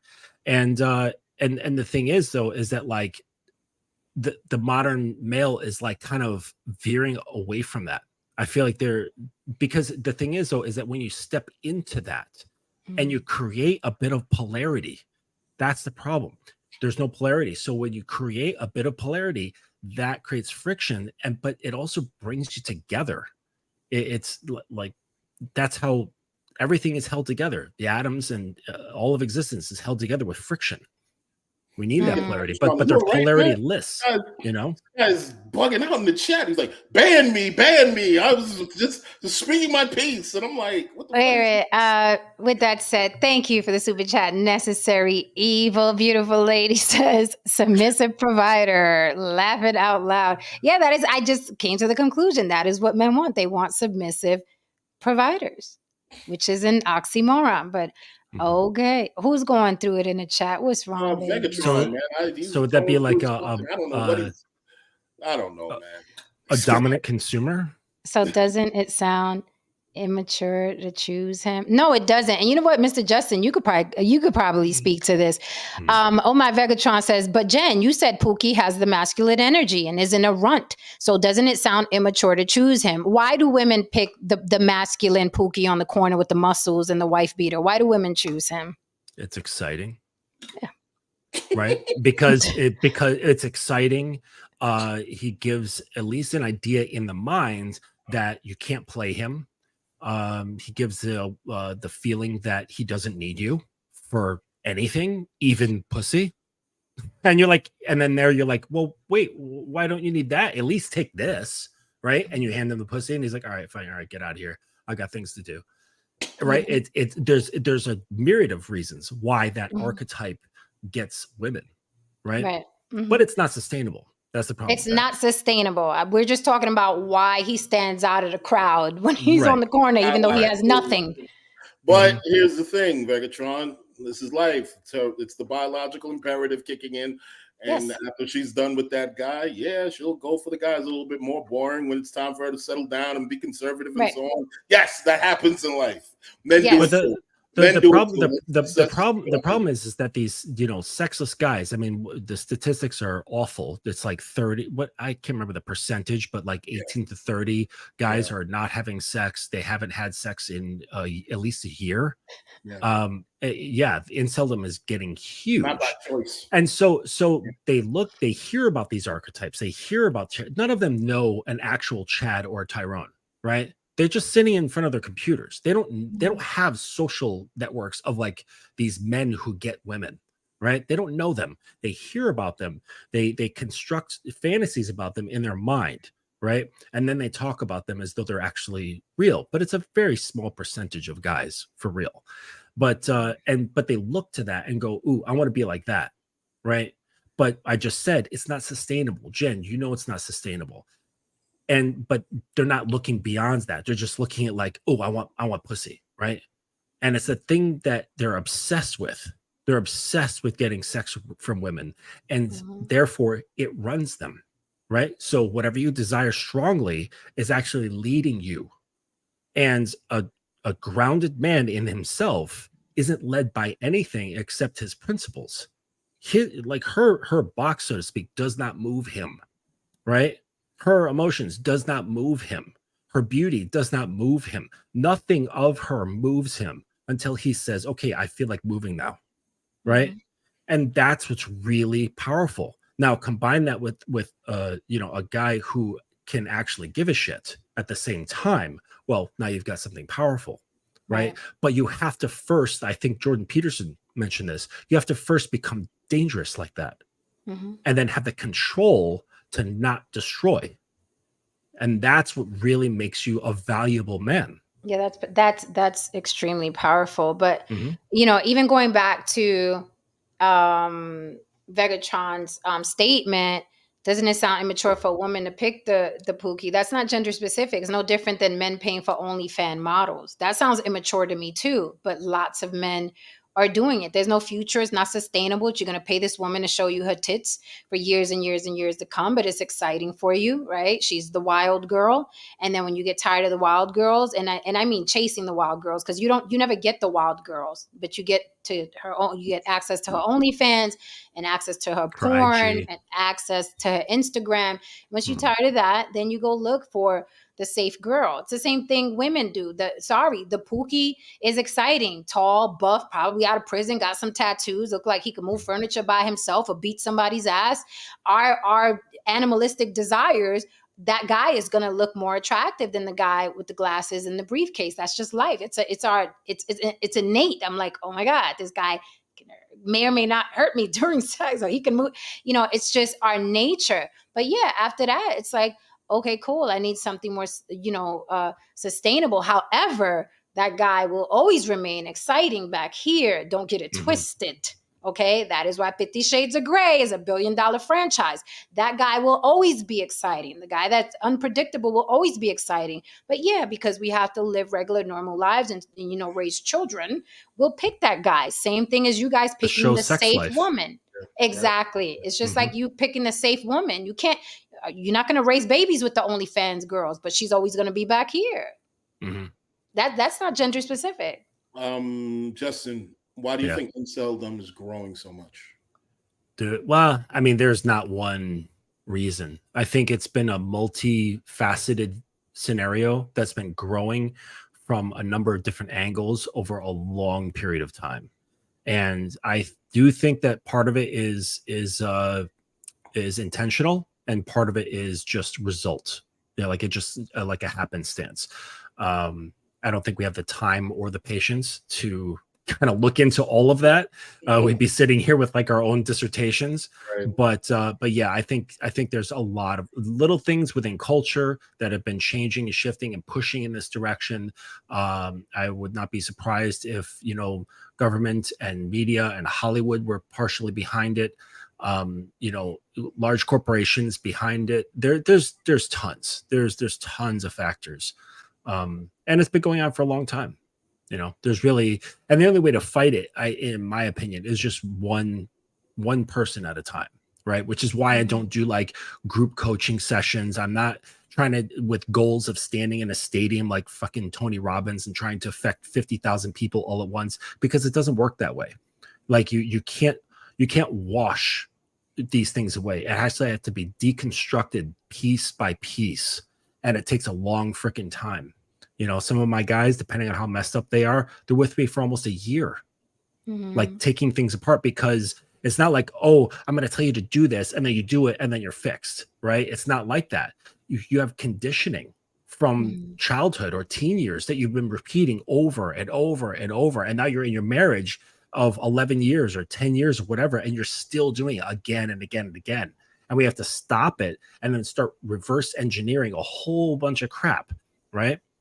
And it sounds like work for guys who are like, oh man, that sounds, I don't need that. It's like, well, yeah, you do. And because you are a culmination of your habits, which is a culmination of your thinking patterns, which is a culmination of the whole part of your life up until this point. So it's like, if you want to shift that, there's a lot of stuff you got to look into and start taking apart. It's very time consuming. Like seriously, sometimes you got to go deep within your childhood. And find some of the things that may have led you to be this particular person. What I mean? Like one of the things that I learned, when I really began to do the work, is that I like conflict. I like being conflicting, and I like creating conflict. that can be useful, but that can be also very dangerous.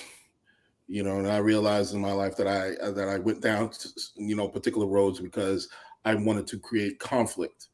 You know what I mean? But however, after honing and understanding certain things, I knew how to turn that conflict and understanding of people into charisma, into persuasion, into understanding how to make people move in a particular direction without them even knowing that I'm actually shifting them in the direction that I need them to be. And I say this all to say this. A lot of men that I speak with, they have this one issue. All of them have this one same issue. They're just not likable people. Mm. You have poor impulse control. You butt in when somebody's talking to you. You throw your hands. You behave like a child. You don't get what you want. You have this strong sense of entitlement with no resume, Mm-hmm.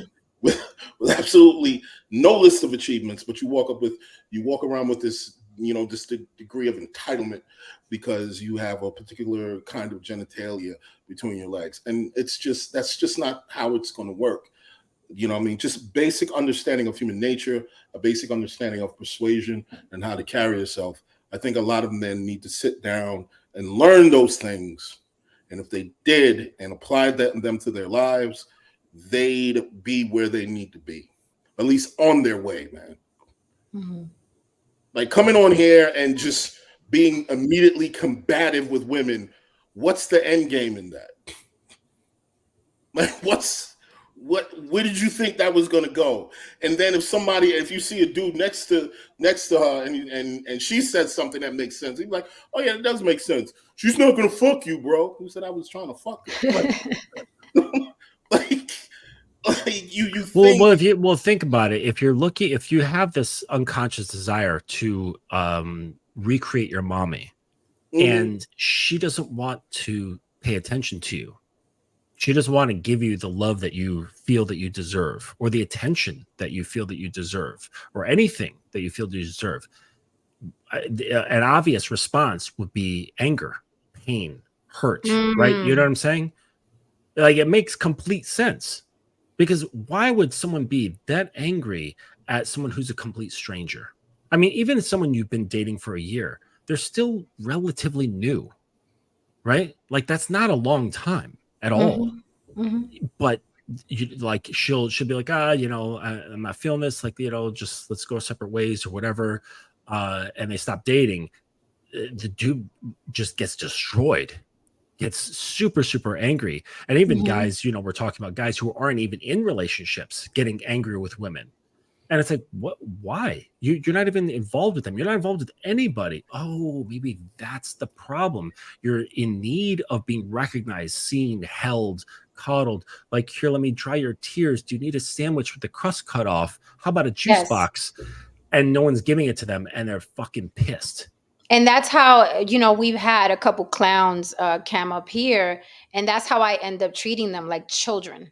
I start talking to them like that. I'm very condescending.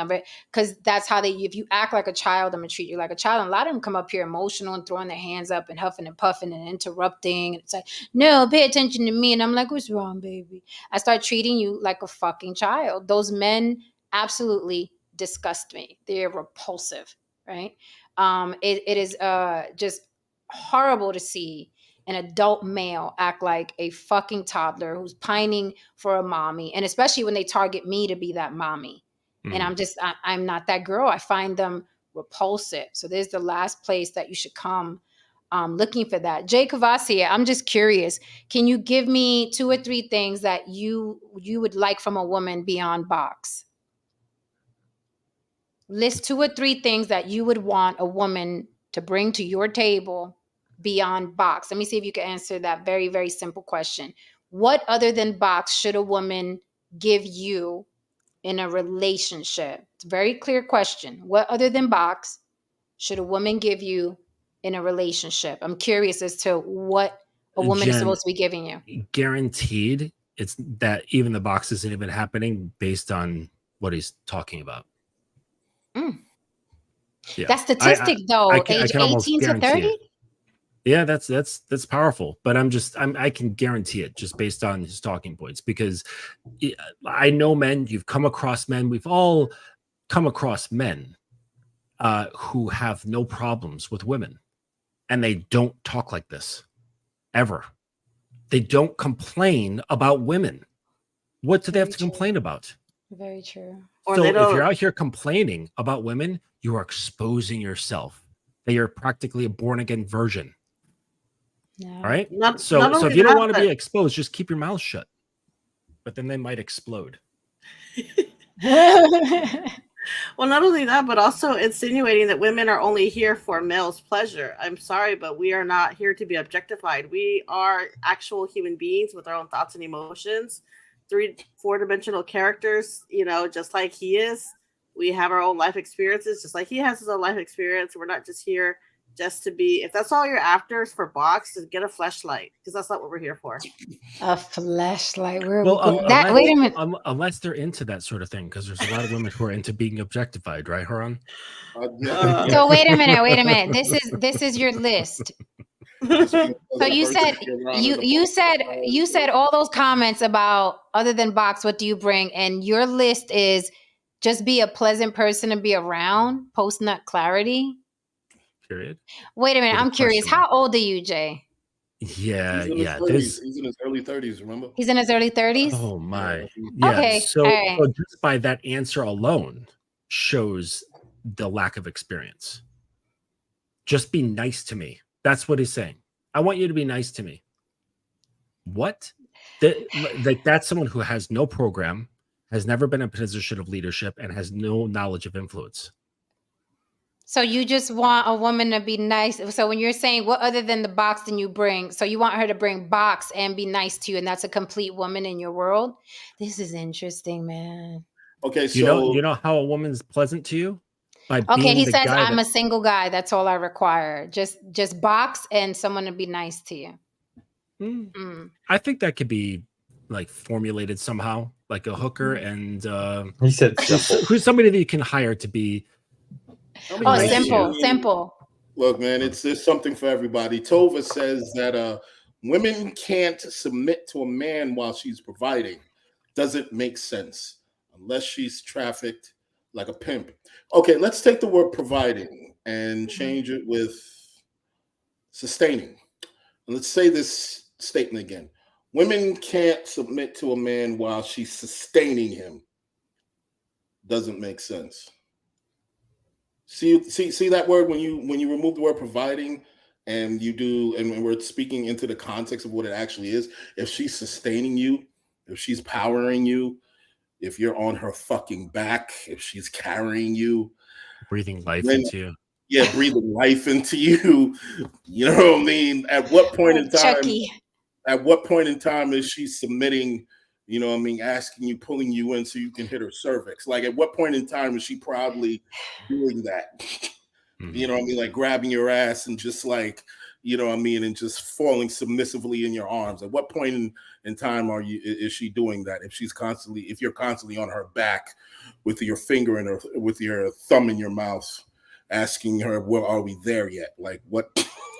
So we constantly women have to be the Pope so we could turn in, and we also have to be EMS, like clear, like Jesus to Christ. bring him back to life every time he's done. I'm sorry, it's repulsive. I can't do What's the problem, man? Why can't you guys just do shit on your own, man? God fucking damn. Now here's a thought. Here's a thought that's kind of like the flip of this. Do you think that perhaps, like, let's say, you know, all these like career driven women who are like, you know, they've spent years in this like independent mindset. And they're like, I really don't need anybody. And not in that sort of spiteful way. Like, I don't need a man. Like, it's just like very plain. Like, I really don't need anybody. But at the same time, it's like, I'd like somebody. So perhaps this will grow. And then they're like, you know what? Let me just have like a little house husband. And then the little house husbands will be like, "Wee, great! Now I get to be, you know, in the role that I've really just desperately wanted, and I can be at home and like, you know, baking cookies and taking care of kids and things like that." I think there's not for like a large portion of the population, but I think that's going to crop up a little bit more than what it used to. Now, I know a couple of families who are like this, and it works because the woman enjoys being the leader, right? It doesn't bother her. Like, she likes it. It feels safe in that place. And conversely, her husband feels safe in his place, right? Wow. But that's not the common thing. I'm just saying, I think it'll become a little bit more common. Jay, let me ask you a couple of questions, Jay. You just say you want a cool person. A lot of you guys say that. Let me ask you a couple of things from a guy who's older. You ever ask yourself, well, what's her spending habits? Are there any diseases in her family, just in case you have kids with her? Like any psychological diseases? Did you meet her family? I mean, what's if you have a family with her, what's the vision that you have for your family? How much money are you planning on making? Where do you want to live? What kind of schools do you want them to go to? You know what I mean? If you have conflict with this woman, how are your conflict resolution skills? Do you know how to work on that? Do you know how to get to where you need to be? Are you constantly at odds with each other? Are these the things that you guys think about before you jump in the box? You know what I mean? Because trust me, if the box is all you need, you're going to have a world of hurt behind that, brother. Because I know a couple of dudes now, in their 50s who all they needed was the box. And they can't get a job on the books. What's funny is that it's weird because when men say, what else do you have other than the box? It's usually coming from men that all they think about is the box. That's what's weird to me because, again, even on this panel, I don't even have to go to my personal life, to who's in my contact, just on this panel alone. Like, men don't talk and move and speak like that. They are just men and men first, right? So this is weird to me, this constant ask, well, what do you bring other than the box? But you're concentrating on the box. So what else do you want? All you want is the box. So what do you care what else she brings? Jay just mentioned that. He said, women will never understand how quickly disinterested we become after. That's why I ask, what else? Is she tolerable? So yeah, it's interesting. So, like, a little biology here. So when women have orgasms, a huge burst of what's that hormone? The binding hormone, oxytocin. Yeah. So they get a surge of oxytocin, and it makes you want to feel really close. Okay, men, it's really just God's irony, and I say that loosely, Jen. So it's that when we have a surge, we also have a surge of oxytocin. All right. But it's designed to drop our testosterone down. And that's why we flatline afterwards. And we can just get up and go do something else as though you are not even there.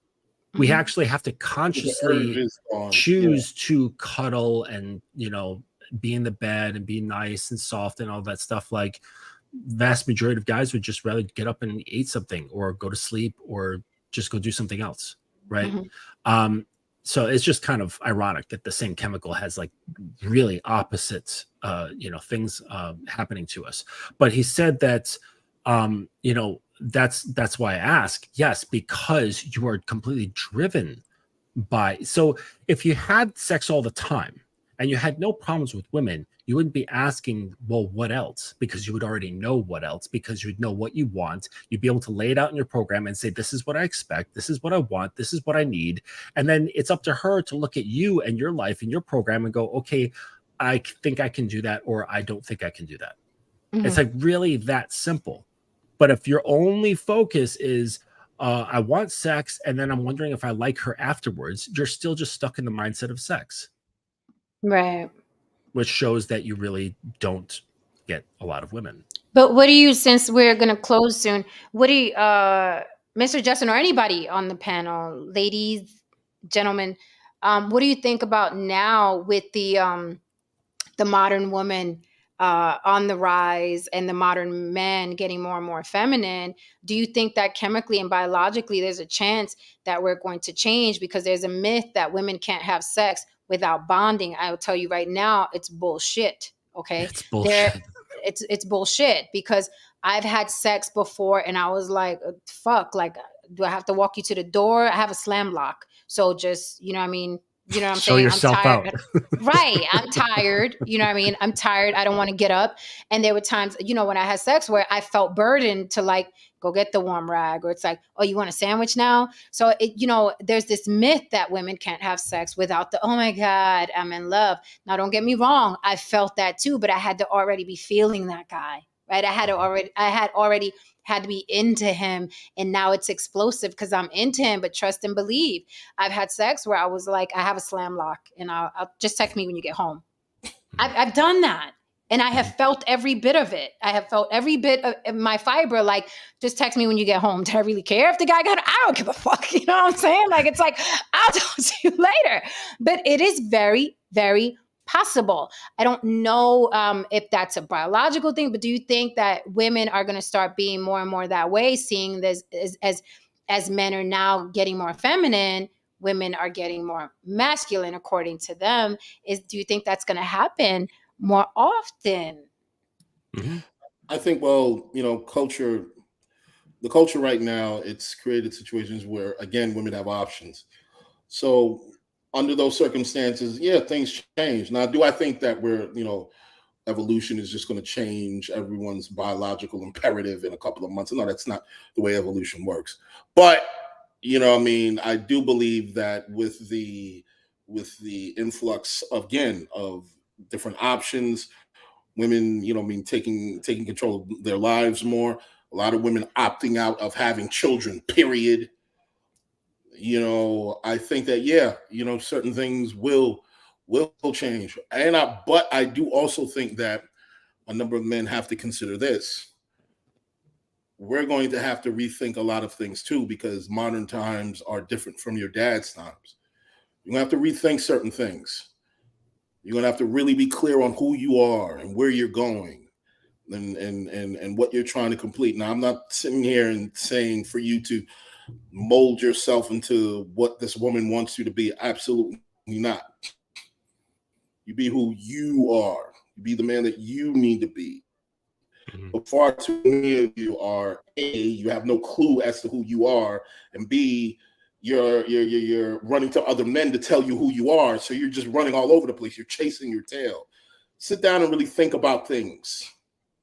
Think about things. Think about what you want. And if you do that, then yeah, eventually you will find the women. The math will work itself out.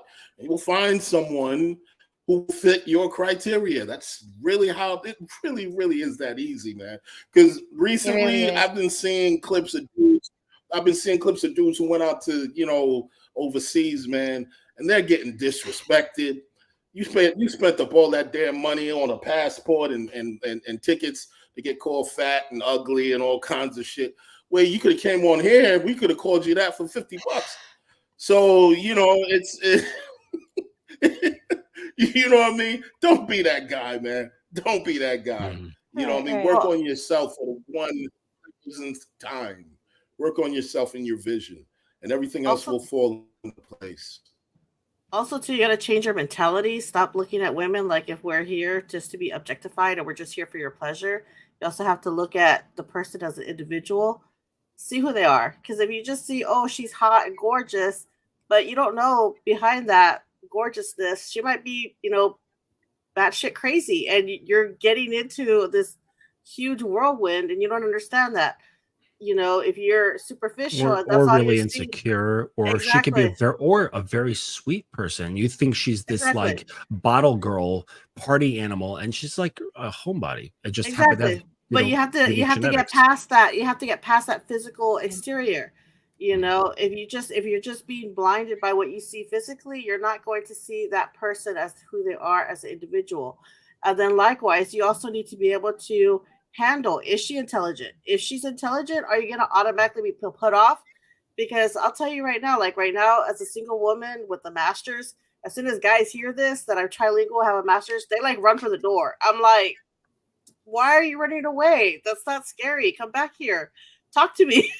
you know, and it's like guys get intimidated by that, and they don't, and I don't understand that. Like, that's one thing that I struggle with. Like, why do they hear a woman is intelligent, why do they run for the door? Why can't Well, they go sit there and talk to 'em? Kevin Samuels was telling them for many, many years, your degree doesn't mean shit. A woman's degree doesn't mean shit, and you shouldn't be chasing women for a degree. And that's, but it's funny that, again, men ask, what else do you bring to the table? And then when you have Exactly. other shit, they're like, oh no, I just wanted, I wanted a soft place to land and life spoken into me in some box, right? But when you have more to offer than that, then it's like, oh, you're intimidating. But going back to the closing question, do you think that we're going to start seeing men and women evolving more and more? Women are already on their way. They are out the gate with evolving. But now that men are being targeted for, look, you're getting wrinkled. You need this. You need the daddy do-over, where men are getting lipo and they're getting fake abs and they're getting fat injected into their penises. And they're worried about they're dyeing their beards and their hair and the receding hair. Like, men are getting more and more vain, and those people are going to have children, right? So as we move forward, do we see a change? Like, what is society going to look like in 50 years? They are a lot more. Okay. They're a lot more metrosexual. So yeah, they're more into women's beauty products than in some cases some women are. Well, so much that they're making products for men. Yep. Yeah. They're just changing the colors. They're using a lot of browns and black on the packaging and the marketing. Make it look cool. Less reflective packaging. It's like matte. Yeah. Right. But there's also to what Haran, you were just talking about, a rise in polyamory, where women are the central hub, and it's like they're in relationships with her, but she's in relationships with them. So the guys have one relationship, she has 5. Right. Well, yeah, Miss Polly was like that. One of our panelists. Yeah, she's that's growing. It's not growing so much with men. It's growing a lot with women. And there's men who are very content just being part of a roster. As long as he's in. But like I'm saying, but just imagine he's content. He's not like complaining about it, and neither is she. Right. So this could become a norm. And the just real quick on the evolution thing, men's testosterone has been dropping significantly, like over the past number of years. How? Why? What, is it in the water? It's yes. Yeah. Well, there's a ton of factors. And people, I've been researching it for a number of years.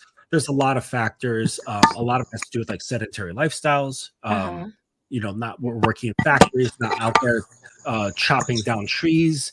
There's eating things that are like plastic, eating a lot of manufactured foods, drinking from plastic bottles, drinking tap water that has pharmaceuticals filtered through it, either by accident or on purpose. So there's like a lack of sunlight.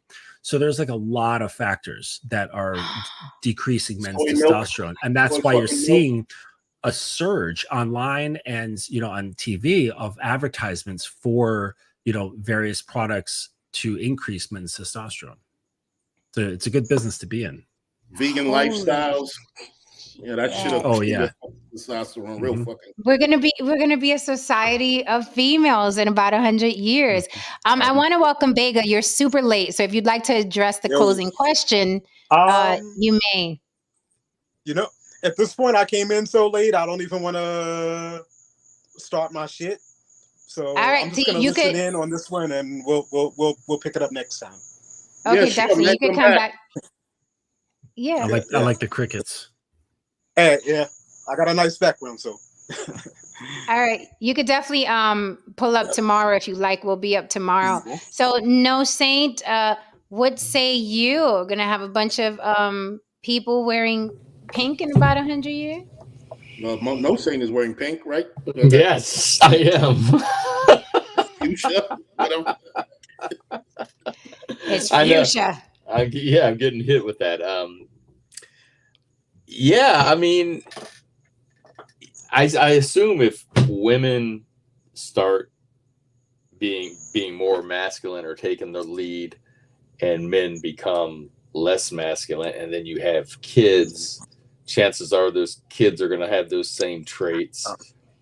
Roles could reverse, but I don't think it's going to be like tomorrow. I'm sorry. Can I jump in? Can I jump in really quick? Yeah, sorry, sure. No Saint. So as far as women becoming more masculine and men becoming less masculine, isn't that something that women are actually asking of men? Well, yeah, for a They're while, asking men yes. to listen to watch The Notebook and to become more Oh, the Notebook is great, though. emotional and empathetic, right? Mm. There was a time, yes, you do Yeah. have a point. No, Yes. no. Wait, hold on. Especially you. Not there was a time. Mm-hmm. Right now, they're asking them to be more empathetic, right? In touch with their feelings. Yeah. Empathetic. Yeah. In touch with their feminine side, as they say. Yeah. Yes, there are women who are asking for that. As a matter of fact, there was a woman here who you know what I mean, who railed about how men need to be more in touch with their feelings and so on and so forth and whatever. That I have never been one who was a supporter of that idea. I think you and I, we can do it to a degree, but we know it's bullshit, right? Yes. So, to a degree. To a degree. We're not crying watching The Notebook together. It's just not going to happen. Yeah. It's a good movie. So Haran, if we know that it's BS, then why did you let them keep talking about, oh, you should watch The Notebook and this and that? No, I let them talk that. I didn't say I was going to watch it. I didn't say I was going to watch it. I let them. Listen. I let Jen say a lot of things. Jen can tell you. I let her say a lot of things. I'll be like, all right, Jen. Yeah, you're right. I hear you. See, but that. So he is a smart man, though. We let them talk or whatever, let it breeze by. Exactly. She know I'm gonna go off and do what the fuck I'm gonna do. I mean, but that's what listen. I expect men to be men, and I expect women to be women. I don't, and I appreciate men who are just like, even if I'm being hysterical, even if I'm being emotional, I appreciate men to be like, look, what's the problem? Let me solve it. Let's move forward. I ain't got time for this. I respect that. Even if I say, oh God, you're not listening, I really do respect, and I think most women will respect a man who's just going to be like, I'm not talking about the ones that are pushing the propaganda like, oh, toxic masculinity and men should be more in touch with their feelings, because that's a whole marketing plan that sells shit too. Okay. I'm talking about in general. Yeah, I'm talking about in general, women appreciate men who are just like stand on 10 toes down and like, this is what it's going to be because I'm a man. But we can't even say that, because if we say that the women choose the men that stand 10 toes down, then shit would actually get done. But the very men that they actually choose, they're whining, why doesn't shit get done? So who's whining, the women or the men? Who's whining, the women or the men? The women, they complain that nothing gets done. Okay. But they're choosing the man that they say get shit done. And but here's men. I think I know what he's talking about, but men can't be controlled by women. If I could control a man by saying you're not. What? I said absolutely not. You're right. I'm agreeing with you.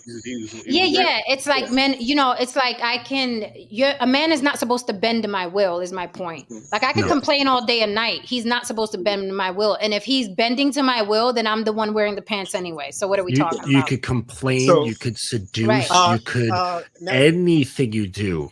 Now that I finally have you on camera.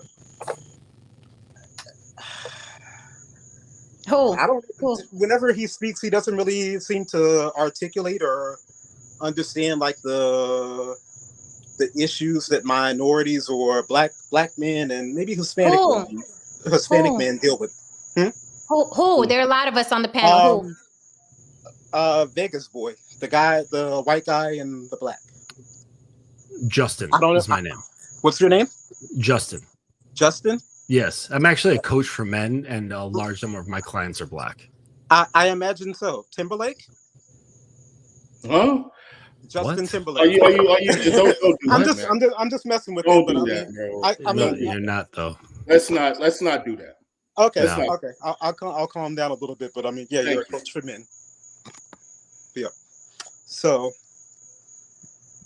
I mean, honestly, I don't think he can actually speak on what we're speaking on. He has a well. Let me ask you totally something. Different set of problems. I don't have any problems, but let me ask you. You absolutely. Let me ask you something. Let me ask you something. If you don't have any problems, let me just ask you. Let me ask you a quick question. Let me ask you a quick question. Yeah. Are you at your very base level, right? No, I'm not. Are you? No, I'm not. didn't make a claim about let you. me ask the question. Relax, dude. I'm asking a Well, question. he said base level. Right. So. At the base level of human, like categories of identification. Are you a man first, right? Or are you male first? Or are you a black man first? I don't know. Am I a male first or a black man first? Right, because if we go up in categories, it's like, all right, male, black male who lives here, who does these, who has this religion, who gets finer and finer, more detailed, more complex, right? But if you whittle it down, you're first a man. No. So here's the funny thing. I'm a black man, but I actually grew up around only white people. I went to that has nothing to do with my question. Well, it does, because it when it comes to how you handle yourself, how do you speak, there's a whole lot of different avenues there. No, that's way too complex. Are you a man first or a black man first? It's very complex. No, are you a man first or a black man first? It's just pick one. No, it's a very complex answer. No, sir. Interesting. I'll answer the question personally. I'll answer the question. I don't think you can either, though. Oh, I can't answer the question. Okay, go ahead. I am a man first. However, when I go out into the world, how everyone interacts with me, the opportunities that I have is based on the fact if I am a black or white man. Right. Do I have the opportunities and the privileges that Justin has? Absolutely not. Right, but my question was about identity. We can still relate to each other on a base level as men. You understand what I'm saying? There's certain things he can't, and I've said this even when Glenn he was up here. There's certain things, Glenn, that you can't understand because you're a white man and I am a black man. There's certain things that you're not going to ever experience that I experience, but we're still men at the end of the day. Right, but underneath that, I can relate with you as a man. That's like at a very foundational level. I'm not sure you can at the core. So let me tell you this. So I was talking to her wrong because I know that I can. I'm so sorry, Justin. So let me ask you something, Vega. Let me ask you something. You said that the topic tonight was, does the modern man want a submissive provider? That's not race specific, but you said that Justin can't speak on. Right, but you said Justin can't speak on it because he's white. No, well, number one, the whole submissive thing that I don't even like that word. It's stupid. That whole argument is different, but when it comes to we can use the Keke Palmer thing as an example. Something as simple as someone that just had a child with a woman, he can't say, "I don't like what you're wearing." And and then we all say, okay, that you're doing too much or whatever. You're trying to control her, blah blah blah. Then she gets on stage and she goes, I don't need no nigga. My son gave me ass, blah blah blah blah blah. There's a whole different level of if we're going to use the word submissive, there's a whole different level that we're dealing with when we talk about what's submissive and how do you actually have a family unit. Right. Well, but the thing is that we don't see Sandra Bullock doing that.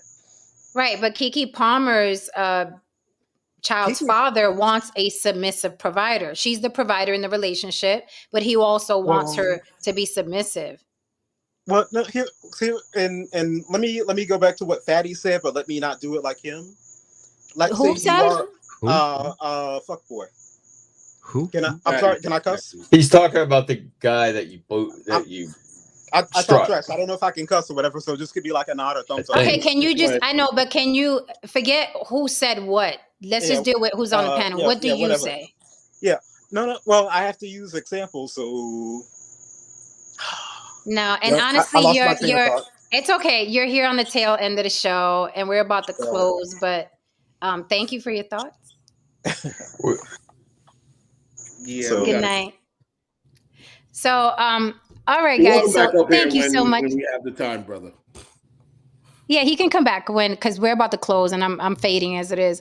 All right, guys. So thank you so very much from the bottom of my heart. Hit that like and subscribe if you want to support the show. Buy me a smoothie. Cash App on the block with Jen. Guys, if you want to if you want to say where people can find you and what you do, I will remove the banner down so people can see your names clearly. Anybody? I'm good. Okay. Tristan. We not fitting to do. I saw Tristan throw that up. I said, here we go. I was like, here we go. A lot of mighty.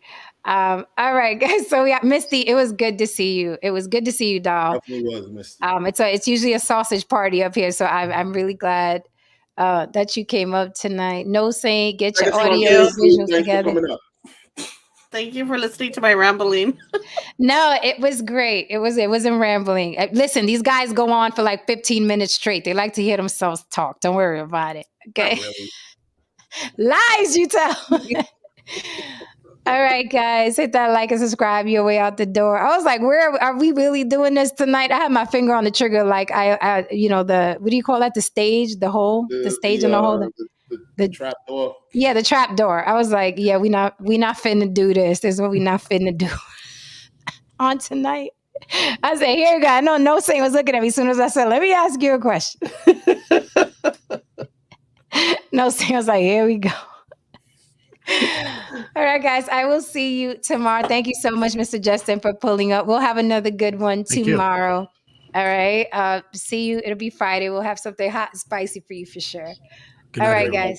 Good Tristan, night. wait, Tristan's going to take us out. Oh, Tristan, you want to take us out, Tristan? Tristan, take us out, Tristan. Yeah. What is going on? My bad. I'm in trouble here. All right, put me on the big screen. Oh my God, Tristan. Sorry. What you got, Tristan? Only he who is man enough will release the woman in a woman. Ooh, sexy. I'm not mad at that. All right. Love you all. Class dismissed. Good night, guys. Hit that like and subscribe on your way out the door. For Mama, thank you for joining me for another episode of On the Block with Jen. See you guys here tomorrow. Be good, and if you can't be good, be careful. Good night.